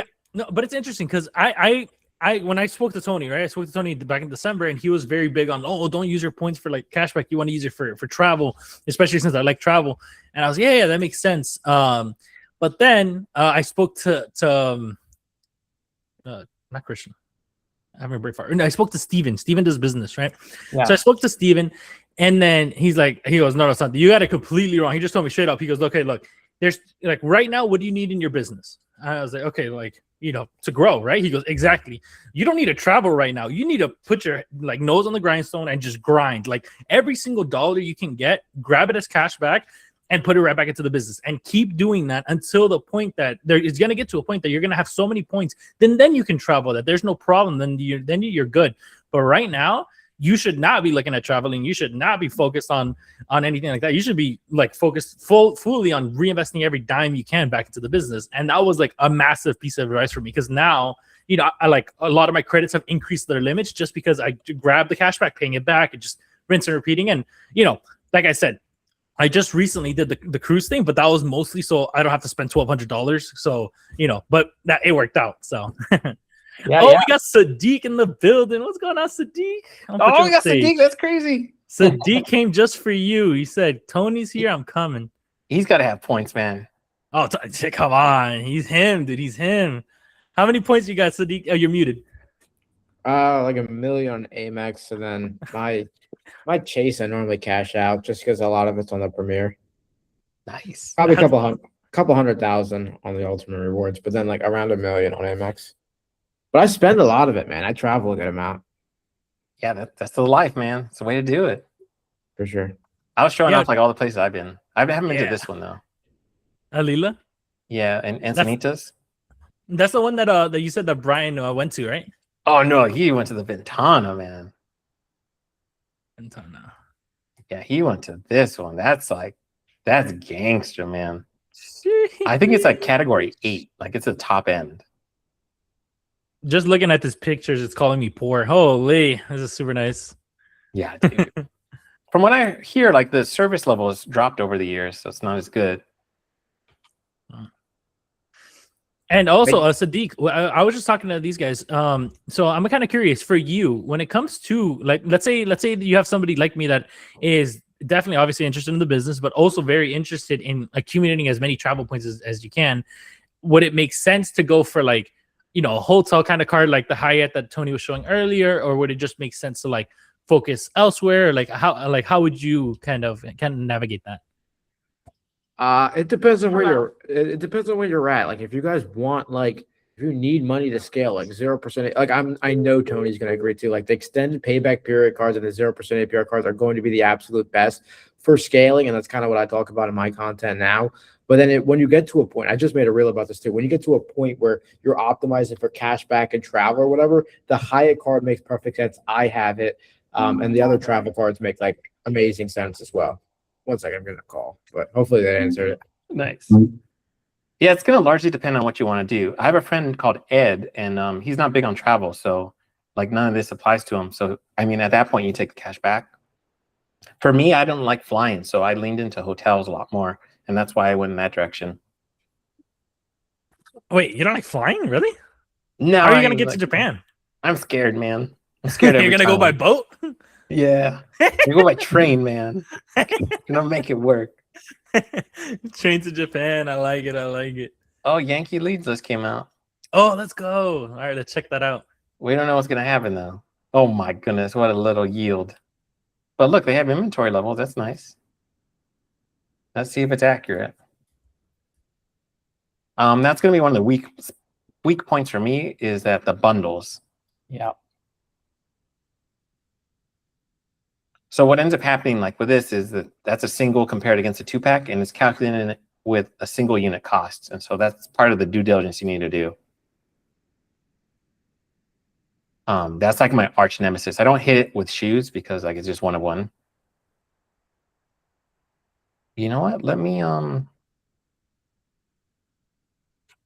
share it in the group chat.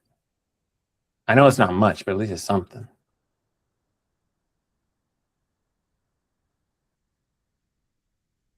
But to Stephen Does Business's point, like, I think he's spot on. I'm kind of doofus and thinking like, what is that Taco Bell commercial? ¿Por qué no los dos? Do both of them. Yeah, that's true. That's true. No, like for example, let's say like somebody who is watching, because you know this is going up on YouTube, and like I was talking earlier, a lot of people watched it after the fact, which is super cool and unexpected. But for anybody who is watching it after, what is something that like when it comes to credit cards specifically, obviously first priority is at 0%, right? And then from there, where does your like priority lie? Like, do you care about like the APR? Do you like what's the things that you look for cards? If you're in a position to be able to pay off your statement balance every month, APRs don't matter. Like it can be 100% APR. Yeah, 'Cause you're never gonna pay it. I never ever look at the APR except for zero. Zero is obviously.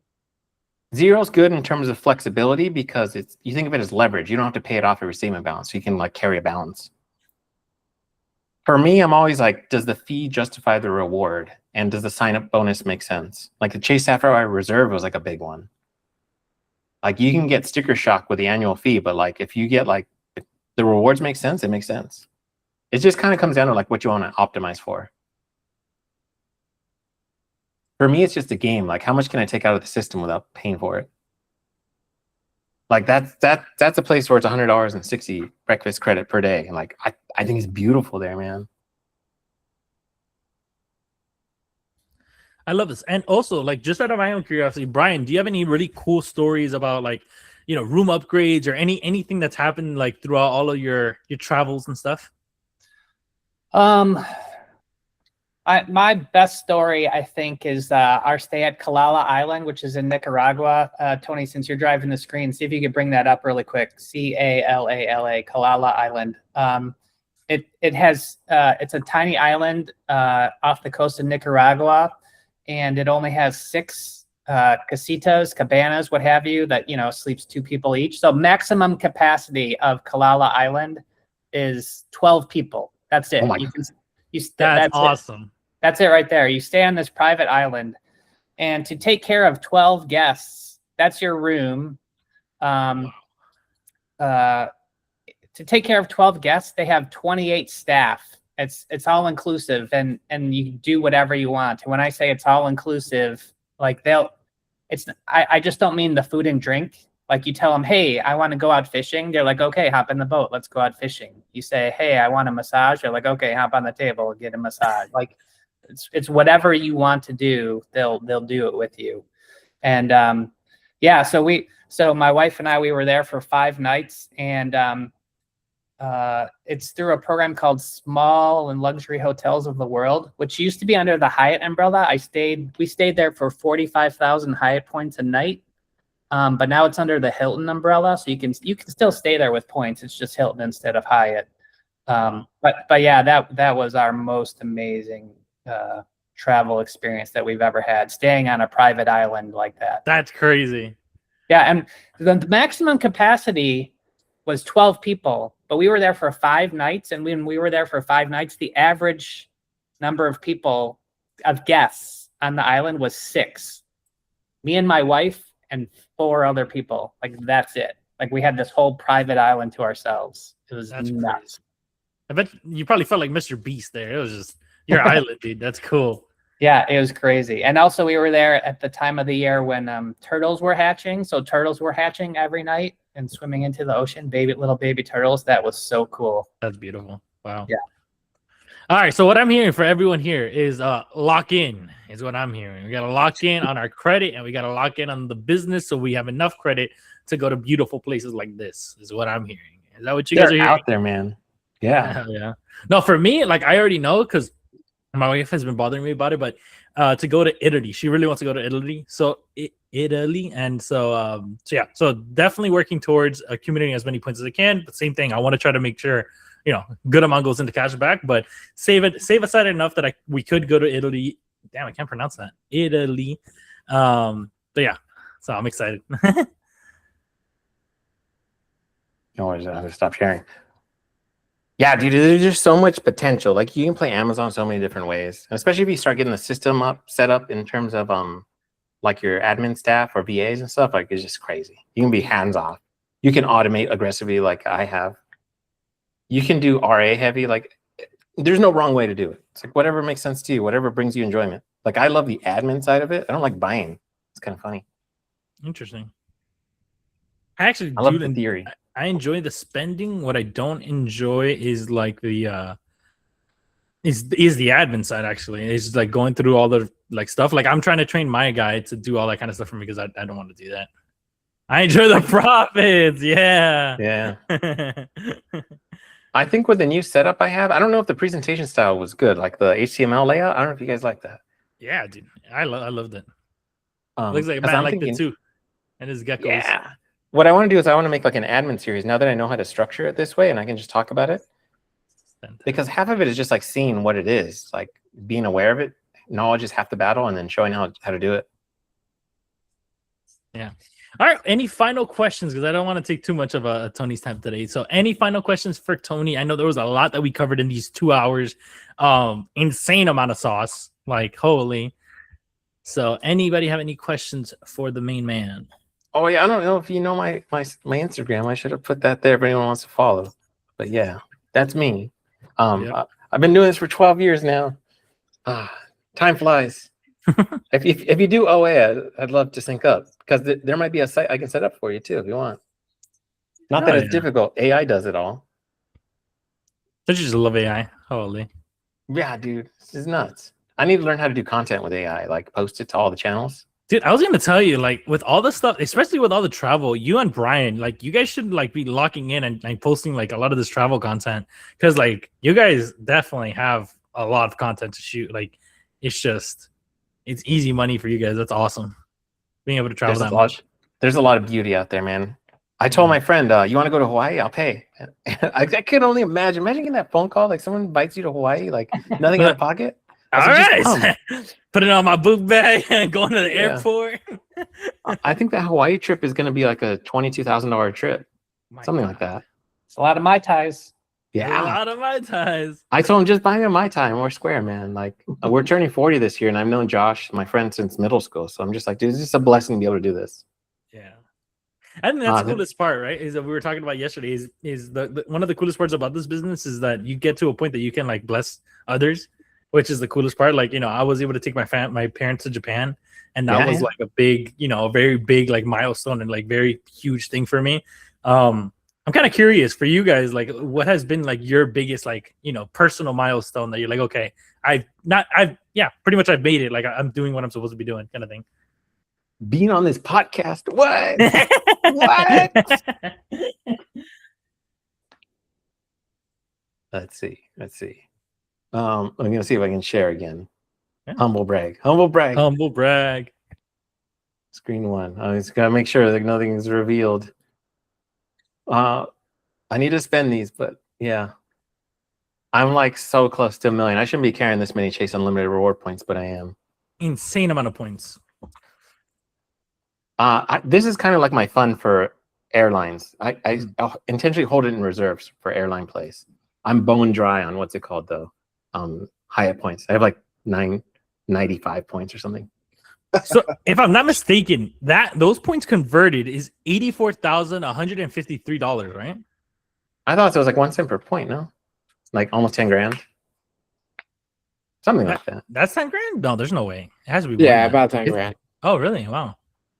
Yeah, that's why it's way more efficient to convert it to travel because then you can get like 5 to 10 times the usage out of it. Wow. Okay. There's some plays where you can put it into like your 401k. I think that's a Charles Schwab play with Amex. But like, I just love the points. Samuel says seats.aero helps with points for flights. Yes. So you have a bunch of different like websites that'll tell you like the point conversions and like they're search aggregators basically. And so it'll tell you like this is the most efficient like transfer path. And so that's why I'm of the opinion that like you want to have like this war chest of points so that like you want to be flexible and you take the best redemption. I think I do. Perfect. We got a question from Sadeq. Oh, you want to ask it? Go ahead, Sadeq. Have you stayed at Park Hyatt? I don't think so. Is it awesome? Is it awesome? So it's category 8. It's so. Oh my god! Awesome. I stayed there for Valentine's Day with my girlfriend in Billionaires Row, Manhattan. Dude, no way. Was like 100,000 points for like 4 nights, and then like plus the Globalist. So like we had like what's it called? In-room breakfast or whatever every single morning. It was like $300, completely free and comp. Wow. And then like the parking is like $200 a night in Manhattan, completely free. 4 p.m. checkout, like everything is like the Globalist is just like unreal. Do you want to talk about like feeling like rich? Did you swim in that pool? Say it again.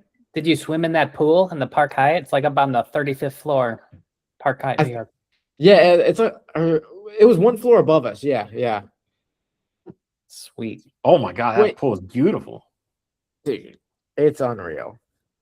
That was the best place I've ever stayed at, and I've traveled like a good amount in the U.S.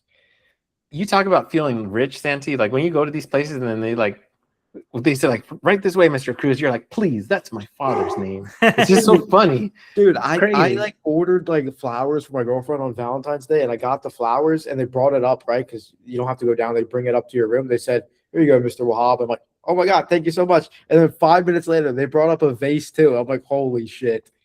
Like Wow. they just treat you so good there. I was blown away by the service. Like the last time I went to the Seabird, and that's like a Category 5 or 6 hotel. Where is it? That's in Oceanside. Okay. I want to stay at a Category 8 though. I have the free night certificate, the Ultimate Reward one. I don't know where to go to burn it.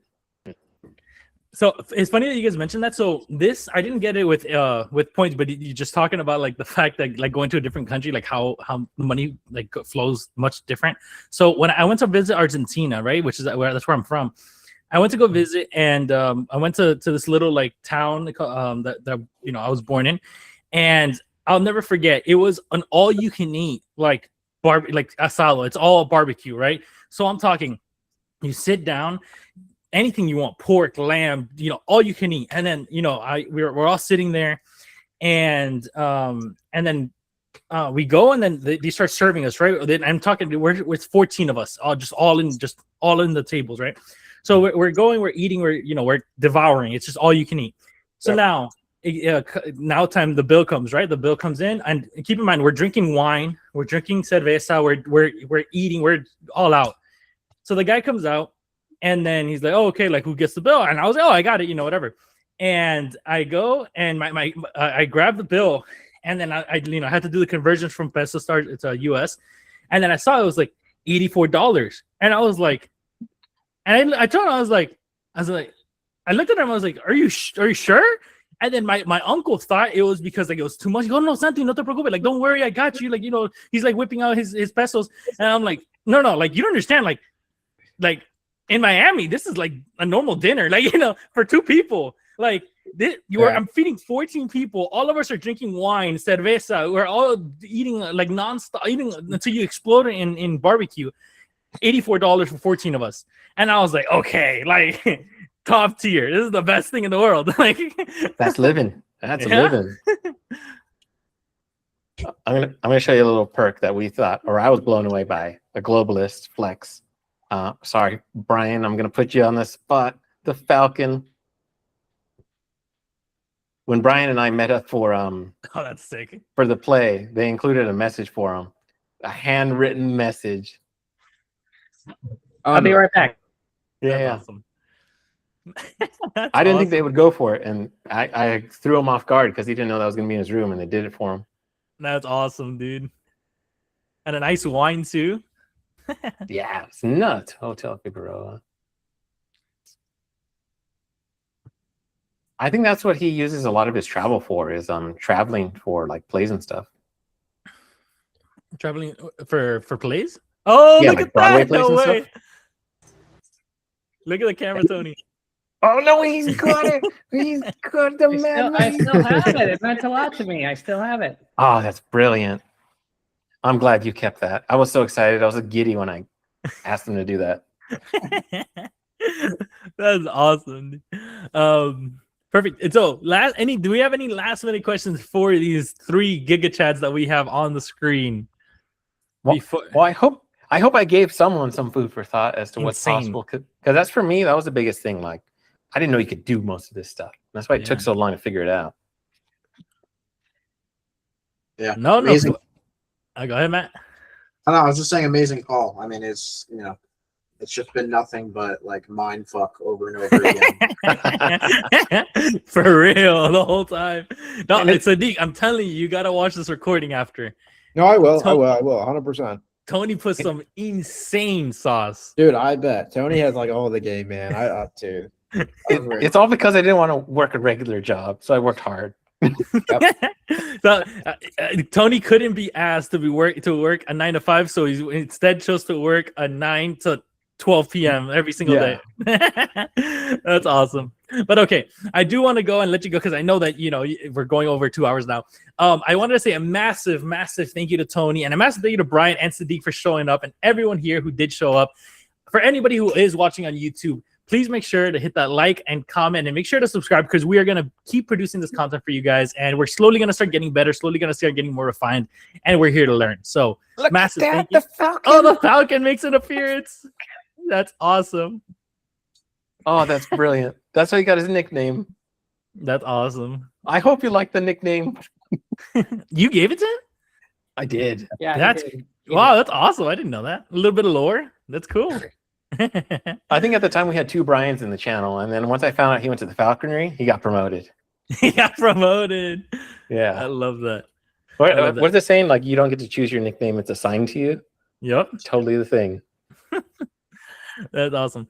All right. Well, if there's no further questions, I wanted to say once again, massive thank you to Tony for showing up and for giving us all of this. And you took literally 2 days just grinding and setting up all this presentation. So massive thank you once again.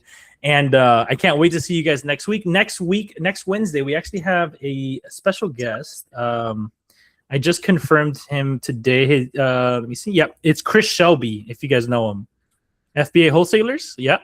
So yeah, we have a wholesale guy coming in on Wednesday, and then Thursday is still a surprise. I'm not gonna share just yet, but keep your eyes out. And if anybody does speak Spanish, I'm gonna start hosting calls every Tuesday. So every Tuesday, I'm gonna start hosting a call. So if anybody does speak Spanish and wants to join, feel free to come on. Aside from that, you guys have a wonderful day. Enjoy your Friday, enjoy your weekend, and let's make some bread. What did the stream end? Oh, everyone's leaving. I think that means I have to go now. See you guys.